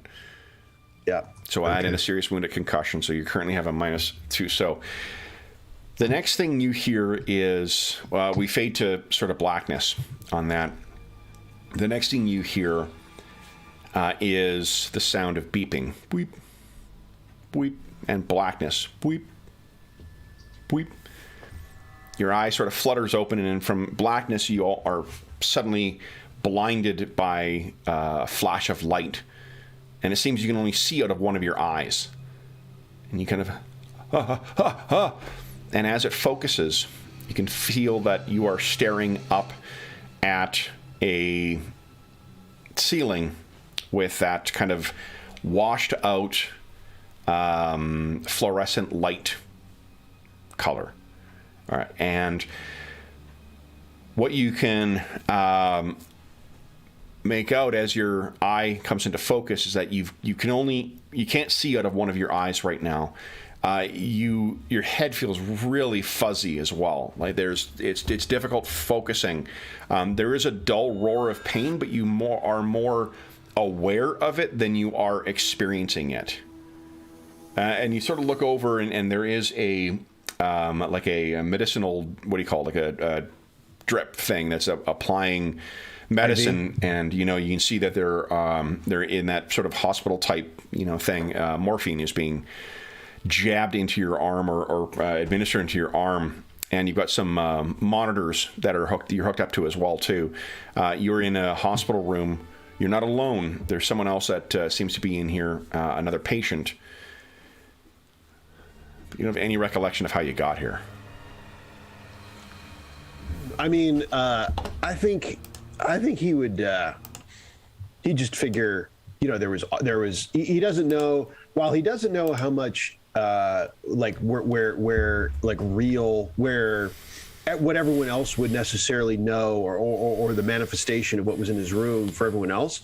But he did go out a window, so he probably figures, someone called somebody, and here came city services kind of thing. So so that's his, as he's laying there. That's what he'd be thinking. He think an ambulance or somebody came got him. Okay. You're drugged and you're definitely injured, and your head feels really woozy right now. But you're free to act. What do you do? So I got an IV in the arm. IV, thank you. Hospital drip thing. That's what you show up for. You were in descriptive mode. You're in descriptive mode. I look over at my new roommate to see if which one of us is in worse shape. Feeling confident it's got to be me, but not. It seems like you may be in a more serious ward. That person is also they're unconscious, but they seem to have like a cast on their arm and something else. Or in their leg, I should say. He falls back with he's delirious, and he's he kind of smiles, thinking misery loves company to himself, and as he cracks an eye over at his other miserable comrade in arms, he's just kind of doesn't even have to be real, and he looks at that person's is that person's eyes open? That person's eyes are closed. They seem to be sleeping. You can hear beeping from the machine similar to them. Now, remember I said that there was something that was a consequence of what happened? Your initial failure, rather than you tripping and falling? So you're sort of, when you look over at him, you have a chance to review in your mind what the crazy stuff that just happened in your room. You turning your lamp off, you turning to focus on that odor you had in your mind, and all you're thinking of, there's a brief moment where you have that lamp sitting before you, and you have all your notes and names that you kept on yourself so carefully, you forgot to grab them. So whatever reason that thing may have been there, whatever reason those people may have been searching your apartment for, everything that you had, Mike's number, Joey's information, as you said, you take careful notes, Jenny's contact information, Regina's contact information, all that shit was left in your apartment when you ran for the window.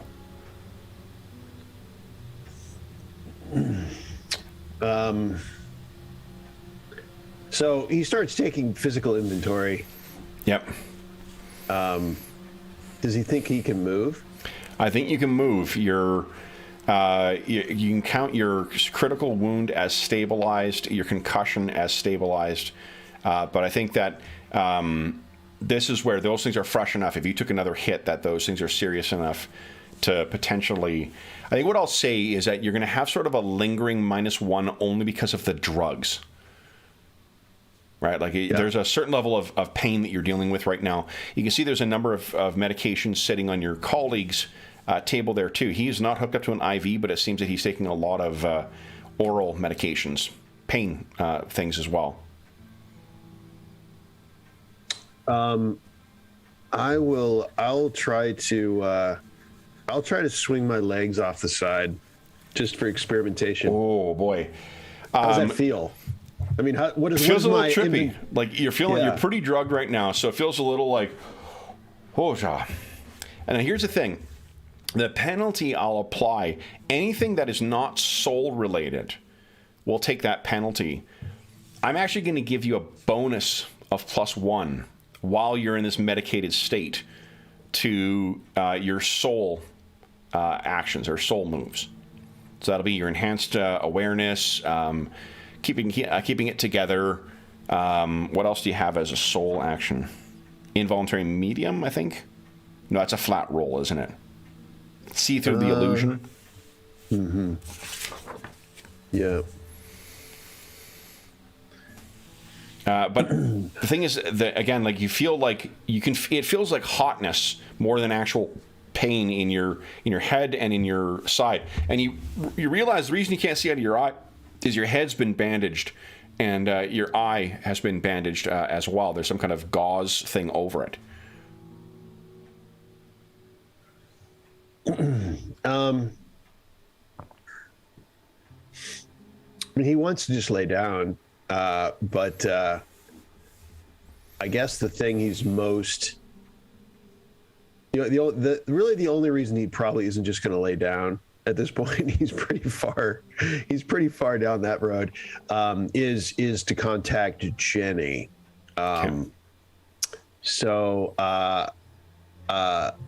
is there a phone in the room? There is a phone in the room.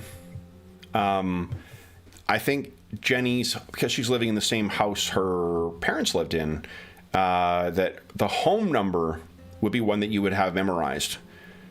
Her cell number, I think what we'll model this as is as a keep it together check, because I think either you'll keep it together and you'll remember what the cell number is because you're training or whatnot, or it will further make you feel helpless because you can't remember what her cell number is because she's staying with Regina right now. Okay. Mm-hmm. So keep it together. Does that make sense?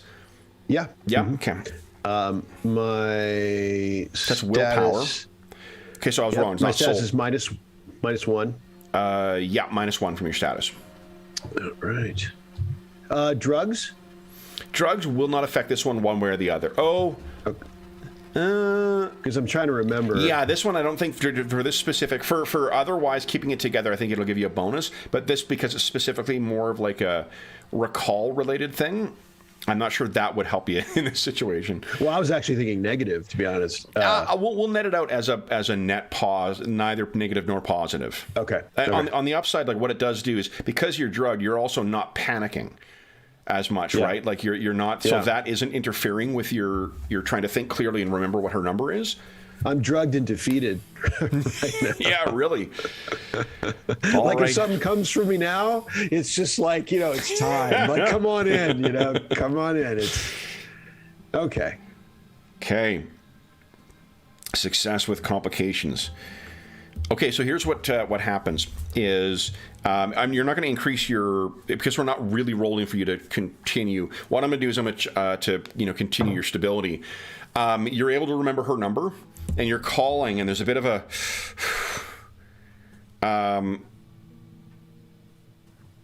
oh, you know what? Maybe this would be an opportunity to use one of those more. I was going to have a nurse come in the room as a move, but maybe you're going to be distracted. Like until you deal with this Jenny situation, you're going to take -2 to your actions that don't relate to dealing with making sure Jenny is safe. Okay. Okay. You could also drop my stability about Jenny because of extreme. I'm just throwing it out there. Yeah, because of guilt-ridden. Oh yeah, right. Yeah, because you have the bond. No, you're right. Yeah, I'll buy that. So add another. Your stability goes down by 1 more. I'll take that. So your hands, you can see they're shaking in spite of the medication. As you're dialing the number, it rings for a bit, and then. And this is her cell, right? This is her cell number. Yeah. Okay. So it rings a bit, and rings and rings, and then it leaves it goes to voicemail. You're trying to remember if you told her to turn her phone off, and you're trying to remember if you told her not to answer to unknown numbers. You're thinking back to that coffee shop of your instructions that you gave her. Yeah. What did you tell her? Is there a number on the phone that I'm using? Probably, yeah. Yep. So I say, Jenny, this is Samuel. So much to say. Listen, I'm at a hospital right now. I tell you, okay, and he's doing this too, where his speech is a little broken, his thoughts are a little broken. Yeah. Because I'd like to tell you I'm okay. I'm not exactly okay, but I'm hanging in there, he says unconvincingly. Yeah. And then he says, listen, this is the phone number in the room I'm in at the moment, and he reads it off. I don't know if it'll go through, but that's the number written on this phone. Listen, something attacked me in my place, and I'm worried about you. You two need to be extremely careful. Jenny, extremely careful. Anything. If you think anything's wrong at all, you need to go to a police station immediately, Jenny. In fact, anything at all, I need to talk to you. I'm gonna try to find my phone. I had to run for my life, Jenny. I'm gonna try to find my phone. Try me at that number, and be really, really careful, you and Regina. I need to talk to you. So, when you hang up, you have a chance to see yourself in the mirror because you would have had to stood up to get to where the phone is. And you can see that you got cuts in your face. You got a massive black eye from it. There's a little bit of like streaks of red for where. Was it capillaries or capillaries broke? I can't remember how to pronounce that word. Broken in your eye, on your one capillaries, eye. Yeah, it's either I can't remember the proper medical. It's capillaries or capillaries. So, but anyway, so your one eye's looking a little bloodshot, and you can see your head is wrapped, in the other. Do you take it off, or do you keep that on for now? I think he's going to keep it on at the moment. I mean, he would be. He's debating. He's debating on he's in pretty bad shape. I mean, he could really use. He's in bad enough shape where dragging himself out of the hospital is feeling like a little over the top. He's wondering, do I really? He's hopeful that now that he's done something about Jenny, he needed to do something. And now that he's done that, and it feels reasonable, can he lay down for 10 hours? That kind of a thing. So I'm looking at the things that the options. We didn't add a tag to it, but I think guilt-ridden is most certainly the appropriate one. Gotcha. Here. Yeah. So I guess he tries to he takes the needles out of my he tries to take the needles out of his arm. Okay. Got it. It comes out, and there's blood that comes afterwards, and you're looking around, and maybe you grab it like your pillow because that's the closest thing, or your sheet. You're dabbing it off, and those pristine white sheets are getting blood across them. But after a little bit of effort, you're able to stymie it. If nothing else, you're certainly made out of hardy stuff. Yeah. There are 2 wardrobes in here as well, too. Looks like one in front of your bed, one in front of your neighbor's bed. He takes a look. Yours are, what do you think you were wearing at the time you jumped out the window? Probably the suit without the coat. There's a hole torn through and blood. They probably didn't even keep that shit. There's your shirt, that was somewhat, covered.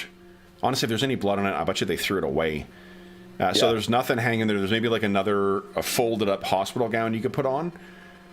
In yours, if you check the other one too, I'll check the other one. Yeah. So there's a green checked shirt with brown khakis or brown, cords on with some work boots on the ground. They look like they may have been brought. He's got a couple of shirts that are similar in that sort of style.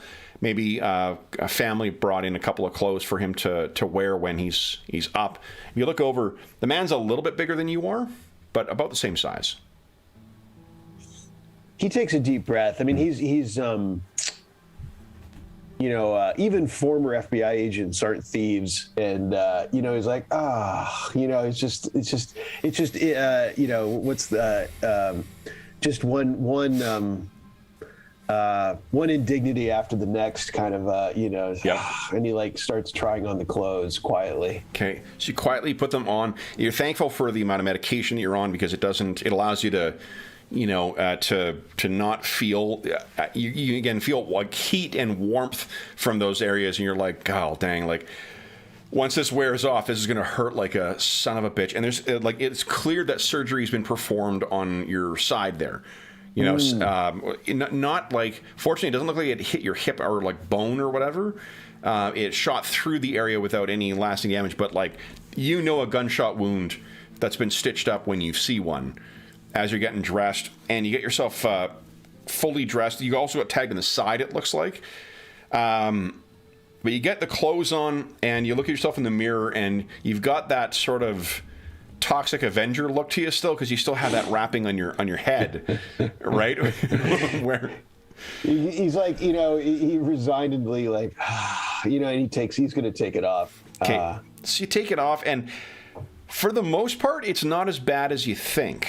It looks like there was, like you've got a bit of shaved head stuff over here where it looks like there was some stitching that was done to your back of your or the side of your head, but your one eye is completely red, like as if some blood vessel broke in there, so your whole eye is vibrant red.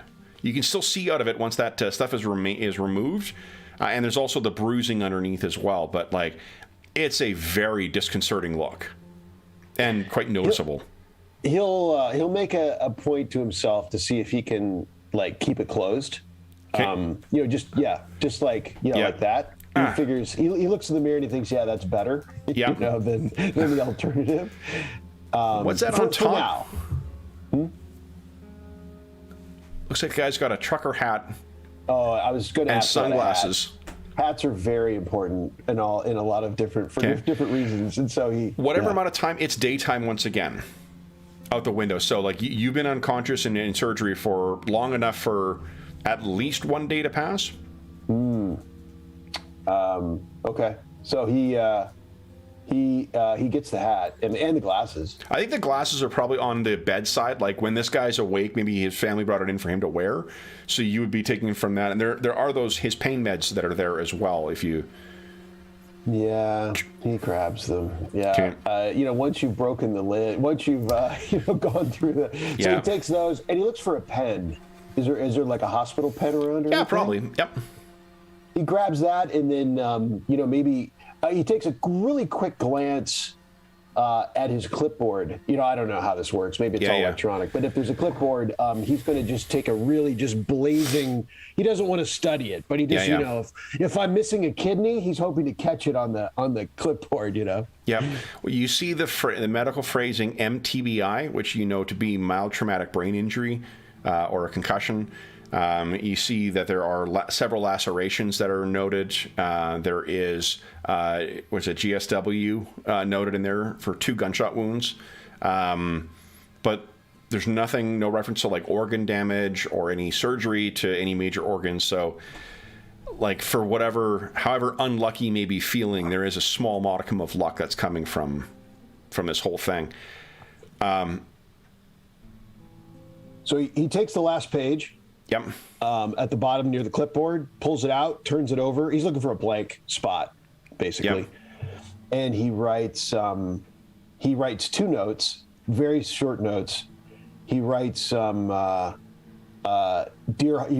hospital, thank you so much. Sorry for the mess. And he puts I'm picturing like he writes, if we saw him, he'd write like dear, and then he stops and thinks and hospital. Exactly. It's come to this. It's come to this. And so, he doesn't even know the name of the hospital, or he'd put that on there. Dear John, John Smith Hospital. He doesn't know that. So he just writes, dear hospital, thanks so much. Sorry for the mess. And he puts that on the pillow, and then he writes, dear roommate, apologies. I'm mortified. I owe you, and then sorry, and then puts it on the his night table. Okay. His friend's night table. Yeah. And then puts it all back or whatever. Puts the clipboard back. Puts the pen in his pocket. And then takes a deep breath, checks himself like he doesn't have some giant bloody something somewhere. Yeah. Like a last. Like you're looking pretty rough. I think that you have not been shaved. Because like you haven't been you've been unconscious, but you have seemingly to be in a coma. There's no reference to coma in there. And the date, it is a day afterwards. So you're waking up the day afterwards. This is not like in a substantial amount of time that has passed. They do seem to have your name on it as well, too, which may explain the level of care you're getting as a former member of the FBI. Or technically, I mean, on leave member of the FBI. What I think we'll need is an act under pressure check to sort of get a sense of how this, escape is going to all come together. You got yourself in a good position right now, but let's see if you can get out without anything, problematic coming up, or troublesome coming up, not problematic. And when right before that roll, like he checked his final visual check that doesn't have some weird thing going on, more than he thinks. And then he takes a second thought. He takes out the pen again, goes to the hospital note, and writes P.S. Had to go, family in trouble, and then thinks to himself, yeah, like that, like he's done something. Yeah, I mean, he is pretty high right now too, right? Like he's pretty doped up on morphine. Right. So like the sort of like detached and sort of bemused reaction to what's going on is probably appropriate. Yeah. It makes sense to him. He's like, yeah, like got that done, and puts the pen in his pocket. Whew, and then puts his hand on the doorknob and tries to steady himself. Okay. So -2 from my stability. No, this is not a keep it together. This is an act under pressure. Sorry. Yep, stability only as a penalty under keep it together. Yeah. So it's a -1 just because of how drugged you are. All right. Injuries okay? Injuries all stabilized right now, and thanks to the only penalty you're suffering from is a penalty to anything non-soul related from your drugs. And I mean, narratively, if there's things that make sense where it wouldn't apply, then we'll apply it, or we'll ignore it. No, I'm hot tonight. I'm hot today. I'm just hot. So I think you get yourself ready, and then the door. Now it doesn't mean that you can't go, but the door opens up, and the nurse steps in, and says, "Mr. Joseph, hold on. What was your? I'm thinking you have changed your name." Good point. She might be using my old name. Yeah, Sam I'm wondering Jaspers. if it's your old name. Yeah, new name Samuel Joseph. Old name was Sam Jaspers. Sam Jaspers. Okay. So who's Peters then? Oh, Joseph Peters is your friend, partner. right? Jenny's dad. Yeah. Jenny's all right. dad. So she says, Mr. Jaspers, or you should not be out of bed. And she has the demeanor of this sort of like Nurse Ratched type who is going to be like, force you back in bed. What are you wearing? Those aren't your clothes. Those don't even fit you. You've taken your IV out. Look at the mess you've made. And she's going to try and like sort of hustle you back to your bed. What would you like to do? My first thought is just like, it's just a series of blows. Like, I need a little break, like just a little break. We see his shoulders like visibly. Oh man! Come on, man. Couldn't you come in 2 minutes? God dang it! He says. So all right. So he's drugged. He's kind of a little desperate in a defeated kind of way. Yep. And all right. So in his addled state, he is going to fall back to an old thought of his past, and that is to go full blown officious. He's going to bureaucrat her. He's going to which is this is you'll learn this in day 2 of FBI. When there's a problem, you go listen, and hopefully you bring out your props. You got your bags, you got your your haircut, and you just press it. So he's going to do that. He's going to try to do that. Yep. Okay. So that sounds to me like you're influencing another. Yeah.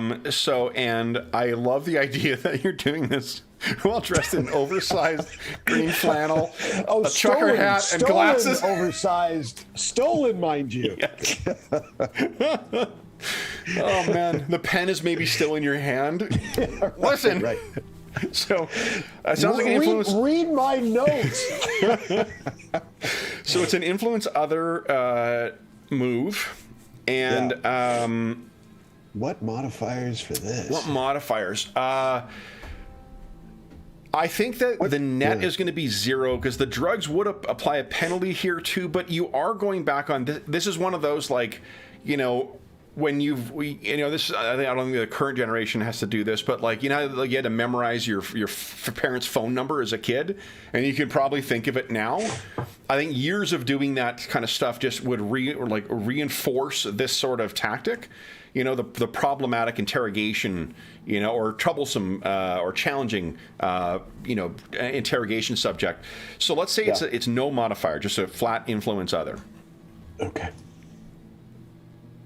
All right, then. There we go. So what do you think happens here? I mean, he just miraculously pulls it off. Like, well, she's so surprised. So this is why. It's because, like, you know, she's done this 100 times. I mean, maybe not. This is a little over the top that someone from surgery is trying to steal his roommate's clothes. But you know what? She doesn't work in the hospital in Beverly Hills. She works in the hospital in downtown Detroit. Yeah. So this isn't her first barbecue. And so, but at the same time, but she's all ready to win. Like, she has this. This is her. And yet he comes right over the top, like, boom, like just raises her, right? And has all the verbiage, because it's real. Like, it's old, but it's real, and just pile drives it by her, and like takes her by the shoulder and says, "Listen." And what? I think he doesn't even need to touch her. Like, I think his presence of because touching someone would probably call security, and because you're being loud, it's got everyone's attention. So I think there's a hush that falls over, like all the sounds and whatnot in the like immediately outside of your room all go down, and you're just talking to this woman, and it's the full on, like, that part of any person that has an inclination to defer to authority, and a person like her who's throwing her weight around that Nurse Ratched stuff, that's all she's all about, authority. So she just of course. So I got, buzzword. It's a buzzword party. So he's like, there's an emergency. I've got a situation here. Yeah. I've got to get in touch with my superiors. This kind of. And so everyone else sees this too, and like, again, this is it's important in a horror game to not always have down notes too. This is most definitely an up note, because this ridiculous man dressed in oversized clothes, sunglasses indoors, and this silly, trucker hat, yells at this woman with a pen in it, and then having, suitably cowed her, you look around, you realize you've got everyone's attention, but nobody is making steps to interfere with you. So in as officious way you can, that pen goes back into your pocket, and because you're a little drugged up and you are also walking with a bit of a limp, it is a bit of a comical sort of shambling over to the elevator. I stay near the wall because I got I'm trying to keep that hand on it, trailing down the hallway. So you make your way along, and then someone who's walking with a walker sort of gets out of your way, and you're like, "Thank you, sir." Yeah, make your way over. Yep. You spare a look back, as you hit the elevator button, and everyone sort of is watching and still in rapt awe because of your success. The door opens, you stride in, it closes, and like, again, you can feel like there's heat coming from your hip, and like, you feel like you're gonna definitely be feeling this at some point, but I'm gonna need to lay down soon. But in the meantime, a cane might not be a bad idea either. So maybe we see you, coming out of the not the gift shop, but like the hotel shop where you've purchased a cane for yourself, and you realize, God dang, I wish I'd got a coat. So you're standing at sort of the exit from the hospital, looking out at the cab stand that sort of stands out there. It's still, brutal cold Detroit winter outside. Your mind's now finally got a chance. You've achieved that first thing.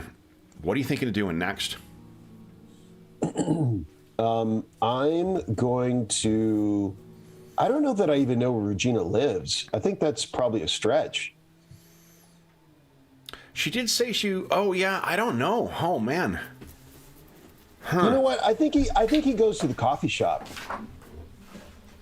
Yeah. Let's see here. Let's take a look at street contacts. Oh, see what it says.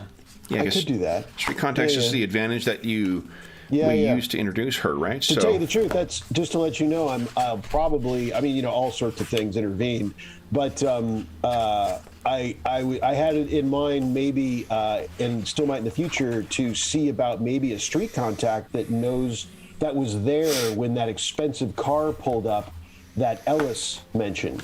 Yeah, you can just definitely make. That I might do that. What is that one? That must be a charisma one, right? Street contacts. Yeah, got it here. Yes, charisma. Is charisma. Yeah. Okay, so what you can do with that advantage is when you need to know something or check in with your contacts, make a roll, and then you can ask up to 3 questions. And those questions include, what do you know about whatever? What rumors are circulating the street at the moment? How can I get into whatever? Who in this city would know more about this supernatural thing? Now that one, you're starting to get into that world. So I think you could, that would be valid as well. I'm on page 104 of the core rulebook, by the way. You know what? I think he's going to go to the coffee shop.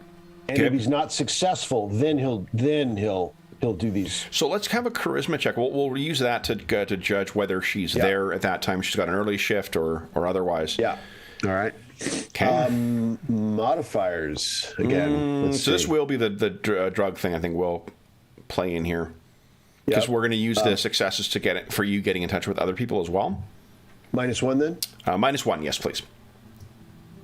No, I'm back to. No, you can ask one question, but someone becomes suspicious or aggressive, and I make a move.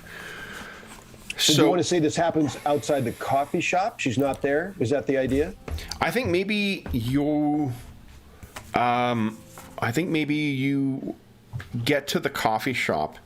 Mm-hmm. And you don't have her address. Like in answer to our question of whether you have her address or not, you get there, and like the manager is there, the day manager, and you come in sketchy, slurring your words a little bit, probably smelling a little bit, and acting really sketchy. So you get there and at first you start asking about, like where she is, where she live. And immediately, as soon as it goes into that, they're like, all right, someone's getting obsessed, Look, man, we're not interested in serving you here. You're going to have to go. And that basically means that unless she's there, here's what the net result is going to be. Unless Regina's there, you're banned from this coffee shop. And like this guy has taken a strong dislike to you. Maybe you tried to pull the same bullshit you did at the thing, Yeah. You know who I am, and then that's the sort of playing. Like you start trying to launch into that stuff, and then the scene immediately cuts to you being tossed out in the snow. Yeah. You get out of here, and I don't want to see you back here. Oh, kicked out of his favorite coffee shop. And damn it. A day for the ages. But you get a chance to ask one question though. So what is it you're also thinking of? I guess one of your questions is answered right now, which is that she's not here during the day, and we know that you don't have her address. So what question would you like to have answered?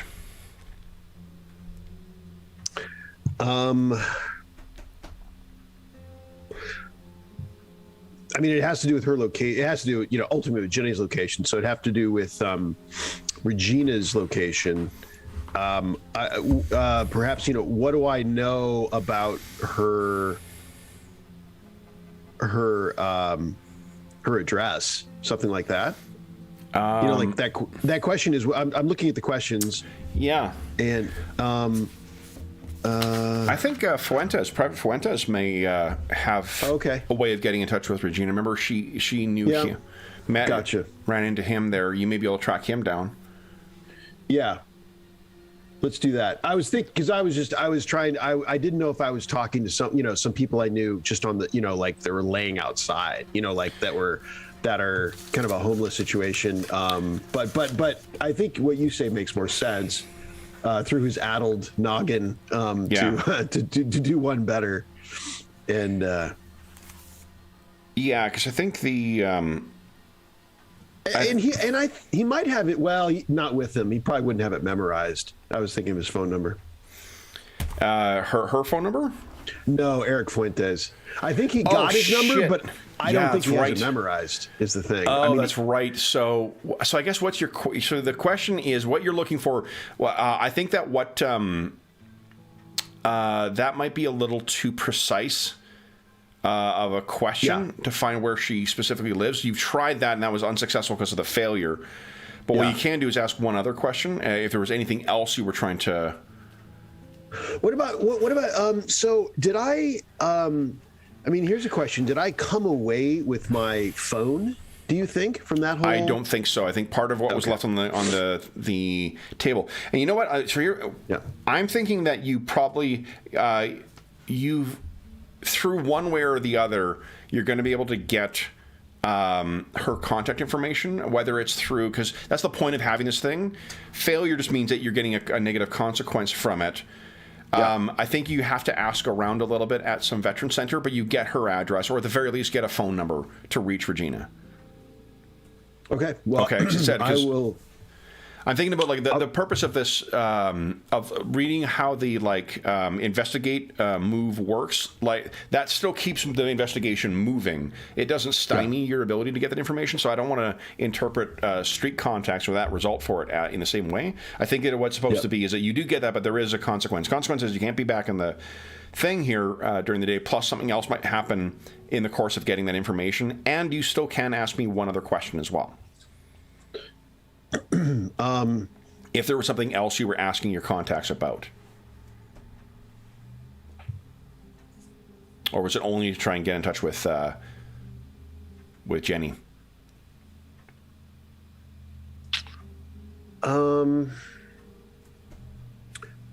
Let's see.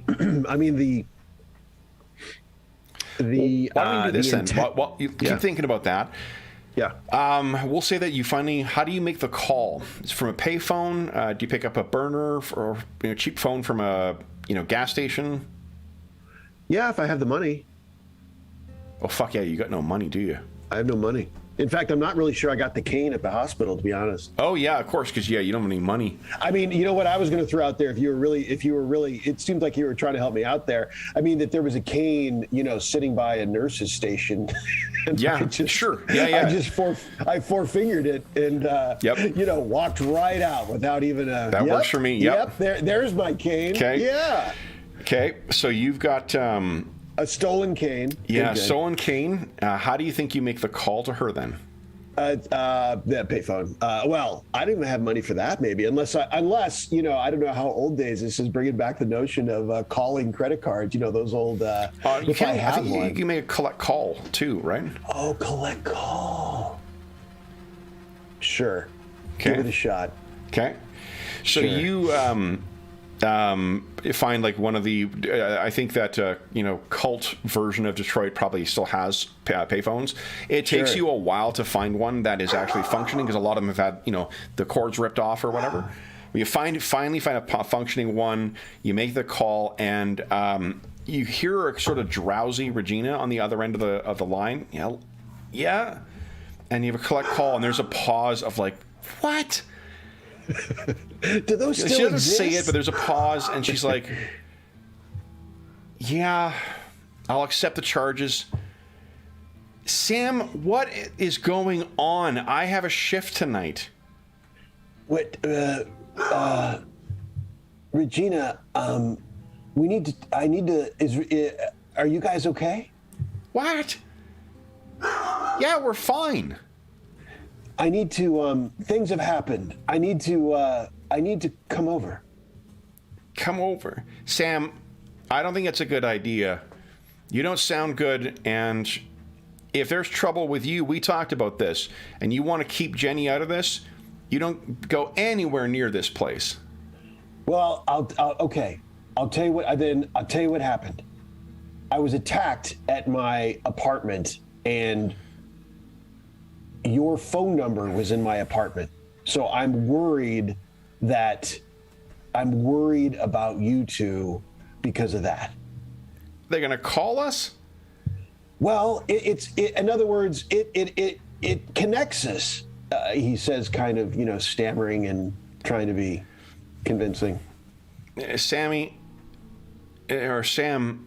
I haven't had any calls on my phone except for you waking me up, and Jenny has been fine. She did, like you said, her phone's off, so no one can track it, and she's still here. If you want, I'll get up and I'll check on her. Yeah, I would appreciate that. That'd be great. Thank you, Regina. You know you're the best, right? As she leaves the. You're the worst, right? And she gets up, and she's kidding with that, but gets over and she opens the door and heads, and there's a little bit of back and forth. It says your uncle on the phone. She's like, Samuel? So he picks up the phone. You can hear Jenny's voice come on. Uncle Sam? Oh, so good to hear your voice. Jenny. What's happening? Are you okay? Is everything okay? Not really. Can I go back now? No.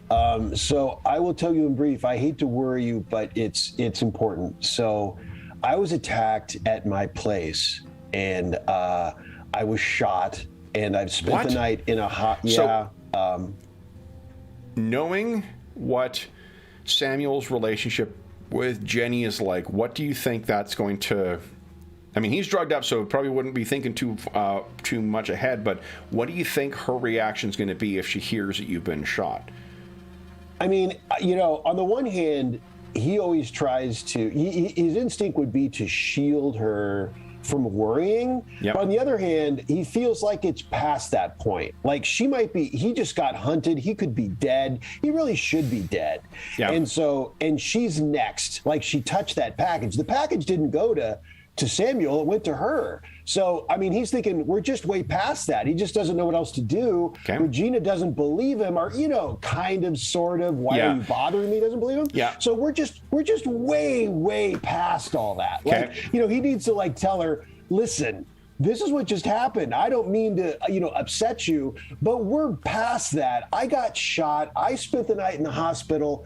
Regina's phone number, and probably yours, was in my apartment where I was attacked and escaped barely with my life. Okay. You two need to be extremely careful and not take any chances whatsoever. And he's trying to get credibility by being completely blatantly honest. Well, and I think what we see, there's people passing you on the street who are kind of looking at you because you're screaming into this phone right now, right? And there's silence kind of on the other end, and she says, what should we do then? And he, takes this gigantic, tense. He sighs and leans up against the payphone. Because he had a task and he just checked it. He got that done. So as far as anything beyond that, what? I'm supposed to come up with what to do next? Are you serious? Yeah. So he takes this seemingly 10-second breath and audible breath and goes, well, beyond you being extremely careful, because I don't have any better place to put you at the moment. He says, I need to get that package. And now he's not even really telling her, he's telling himself, but she asked the question and she's still on the line. So she's hearing it. And he says, I mean, someone came for the package. That's what they were after. They're after that fucking package. And I have to go. I've got to get the package. Uncle Sam, I'm worried about you. Oh, me too. Maybe we should think about just forgetting all of this. I mean, if I thought that would work, I'm not opposed to it, Jenny. Trust me. You mean like moving, and maybe they've joked wherever they've joked in the past. You mean like moving to Hollywood? That doesn't sound awful, but he says, I'm just not sure that would do it. Trust me, I'm not fighting you on this, Jenny. And he says, buy us a home and I'll, he laughs, he's joking. Yeah. In the hills of, in the hills of Hollywood, and I'm there, but I think we might have to deal with this. Okay. I think your tone at least is heard by her as sort of like an almost manic, not mocking, but it's that like, this is all crazy, like we can't possibly do this kind of stuff, and there's just like silence on her end of the phone, as if she's trying to figure out how best to respond to that. And she's just finally responds if Sam doesn't interact or doesn't interrupt her. He says, this would be so much easier in person. He says, but I just don't know if that's safe right now. What are you thinking? I mean, I don't have a better place for you to be, so I just need you and Regina to be just extremely careful. Well, what if you can hear questioning, like, what if you came here and you hear from off the phone, no. And she's right. I mean, I want to, and to be honest, that was my first suggestion, but Regina put me in my place, and I think she's probably right. I mean, the main thing is for you to be safe, I just mean it'd be easier for me to communicate this in person, but I just, the number one thing, Jenny, is for you to be extremely careful, and I will try to get this thing figured out. Okay. She says, eventually, all right, I'll do what you say. I've still calling in sick to work, so they think I'm just not in after they've given me a leave after what happened. So be careful, Sam. I'll try. Apologies, by the way. I'm hopped up on painkillers, so I know if I'm a little. Like he says in the casual way, I am so fucked up right now. It's okay. Yeah, he's trying to communicate. He's trying to apologize constantly. It's just and he probably even mutters, "I'm wearing stolen clothing. It's upsetting, Jenny." He starts mumbling. And she sort of, you can hear her pause, and maybe she had a look in her face, and she then says, "Okay, give me the phone back." And it's Regina once again, and she says, "Sam, you're not coming here, right?" No. You're right, Regina. You're right. Look, I'll take care of her. You just do what you need to do so that she can go back, okay? Yeah. No, I'm working on it. You two just be extremely careful. Oh, by the way, sorry, your boss doesn't like me now, but I tried to find you at your work. Don't you worry about him. I can handle Carl fine. Yeah, sorry about that, but I will. You two just be careful. You too. And Sam. Sorry. Yeah. Go to a meeting. Yeah. I'll go to a meeting. Okay. So having spoken to both Regina and to Jenny, even though you weren't there in person, I think you can reduce your stability penalty by 1. Yeah. You're feeling a little more collected once again. All right. And you hang up. And I think at that point, with the wandering around and getting thrown out, I think you have to, dip into your painkiller stash, and you see out of the corner of your eye like a police car coming by, so you quickly guzzle it down without any water, and then make your way, turn towards the wall. Standard, like what every clerk did for like 10 years as I was in the feds. Like, it's just so demeaning. The whole thing is just unbelievable. So what would you like to do next then? Man,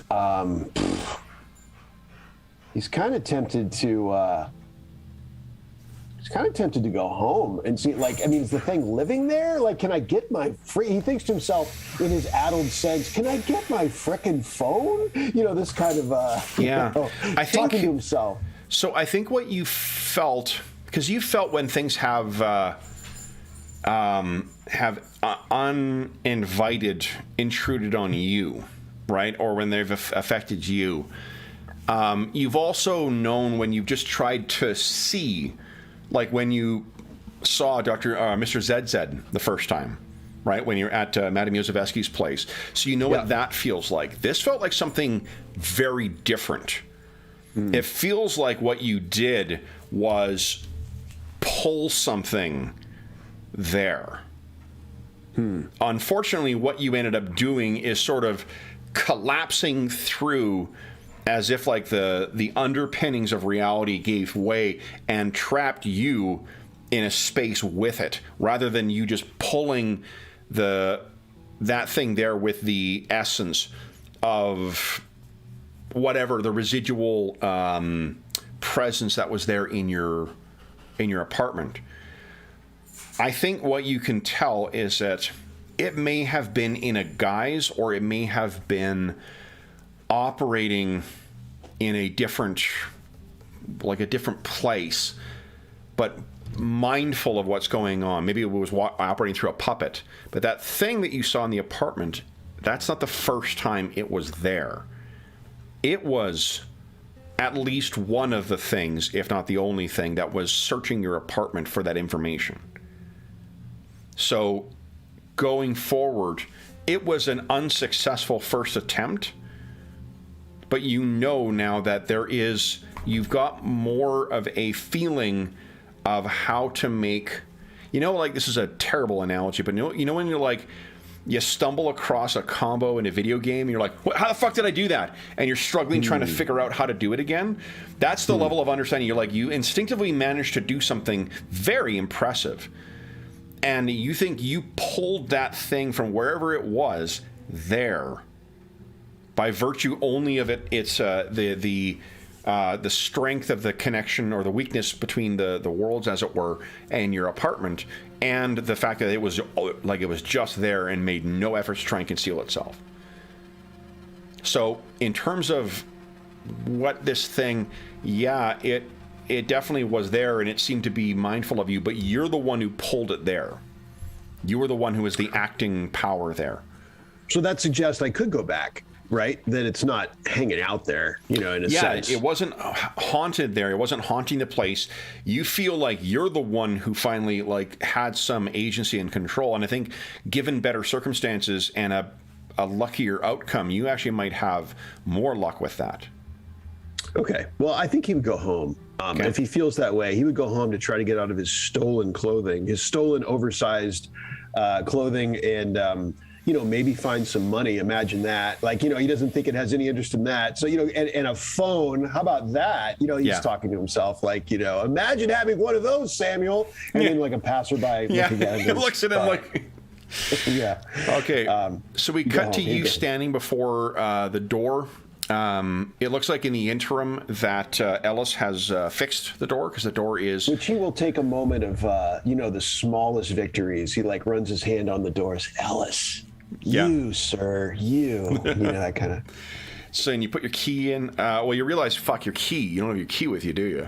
No. I think that maybe the door was left... I think... what you hear from the other end of the hallway is Ellis's voice saying, "You like it?" Oh, Ellis. You, sir.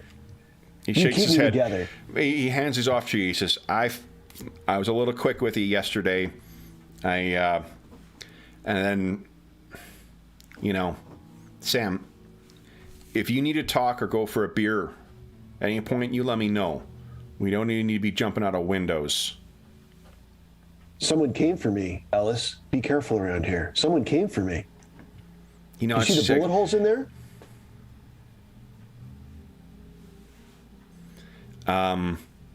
Sam, if you got nothing going on tonight, I can make some time. We can go for Get her. So does Sam think he doesn't believe me? That's that look. Most definitely. You don't want to make a roll. So for he it. pulls up his shirt. Okay. And he shows him the wound. Yeah. Okay. And he goes like. Yeah. Do you think that his incredulity would rise to the level where you need to make a keep it together check, or are you just? Well, how does he react to my wound? If you know what, if he gives me the same look at the wound, he does. He's feeling. He's extremely. Imagine the expression, not a friend, but like someone, a friendly acquaintance who has deep sympathy for you. But does he show any more? He's got two keys in his hand, so maybe if you want to show him the apartment. Yeah. Okay, so you take the keys, and they're on a like cheap little, like one of those like metal rings that like if you look at them funny, it just fucking breaks and they all fall off. So I think you grab it, and like one of the keys falls to the ground. You open the door, you throw open the thing. The room is trashed, but there's no bullet holes in your sofa. It's knocked over the way you remember it. There's no bullet holes in that. There's no bullet holes in the wall. There's no where this thing shot up your wall. None of that happened either, or at least it's not here. So he says, Sam, man, you want to maybe go for a coffee now? And do you think that he needs to keep it together, or is he able to? Yeah, probably. Okay. Yeah, considering the apartment. The apartment's that's an easy trigger. So you're going to get a +1 from the. If you've got I don't think you got a penalty from your current level right now, or do you? I have -1 actually. -1. Neurotic. Okay, yeah. So it'll be plus because you got a +1 from the drugs. Your reaction to this may be tragicomic, So just right. a flat roll for keep it together with willpower. Okay, willpower is my strength. Come on, baby. There we go. So what's Sam's reaction here? I think, okay, you know what? If you're not going to just go bananas or angry or whatever all that is, you got to go the other way. So he goes in and he goes, no, look. And he stops and he's like, are you kidding me? And he turns around, he takes a look back at the handyman who's probably looking down or something, right? Yeah. And I think Samuel starts laughing. So Samuel he's you know what, I'm not even going to worry about this. Yeah. You know what, my couch isn't shot up, that's what, that kind of like ridiculous victories of whatever.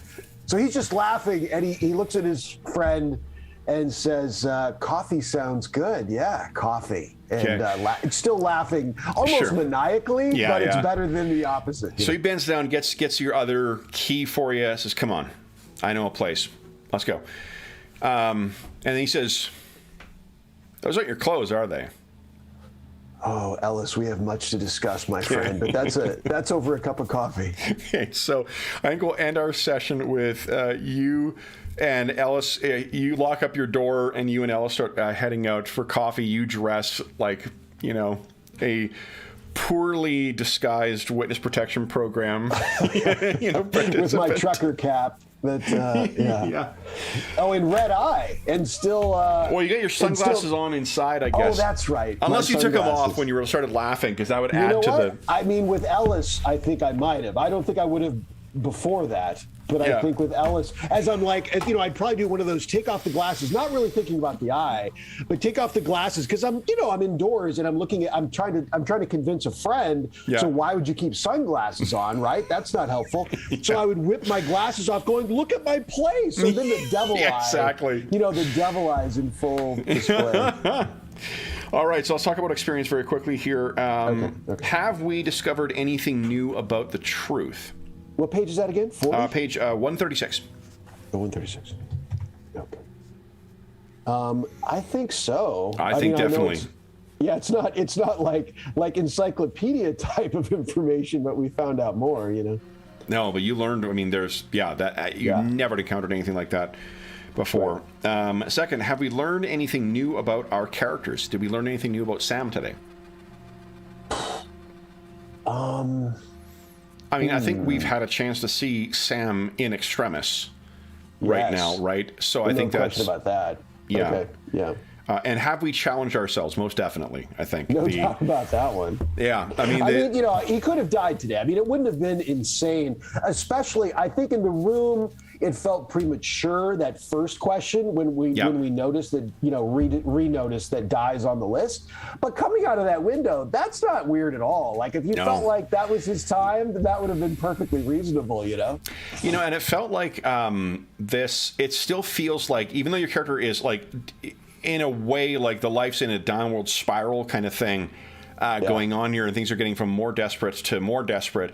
I like that it doesn't have a natural and then you die kind of thing. Like, it feels like, in spite of all that stuff, which is part of what you'd expect in a horror adventure, the trajectory is still towards more story and more development, right? Like, it feels like this has been, if you sit down and put a list of the things that happened, there's not a big list, but like, for the character, like, this is a real moment of, put through the fire kind of thing. And it's interesting to see how the dice results, like, as soon as I thought of the as soon as I saw that there was you didn't fail, but there was a negative consequence, and I'm like, for sure, he's all the shit that they were looking for. That's what it's going to be. Why I was asking whether if he had the jacket on, and maybe even like the pocket was shot out, but instead it got to it that way. So that, like, even though there was a lot of failures, your dice were just cold for a bunch of the things. It still felt like.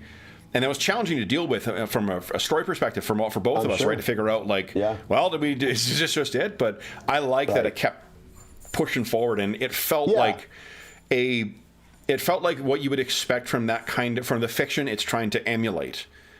Yeah. Right? Where it just, like, you continually seeing, like, how can it get any fucking worse? And then he wakes up in a hospital, like, seals clothes and shit like that, and still is throwing himself back out there. And because of Jenny, I think there's a good motivator there as well. So, like, it gives it a good... To keep living. To keep, definitely going. And there's a positive reason to keep checking in with that because of the, like, mechanically, because of the bonds. And then there's also the negative thing. So...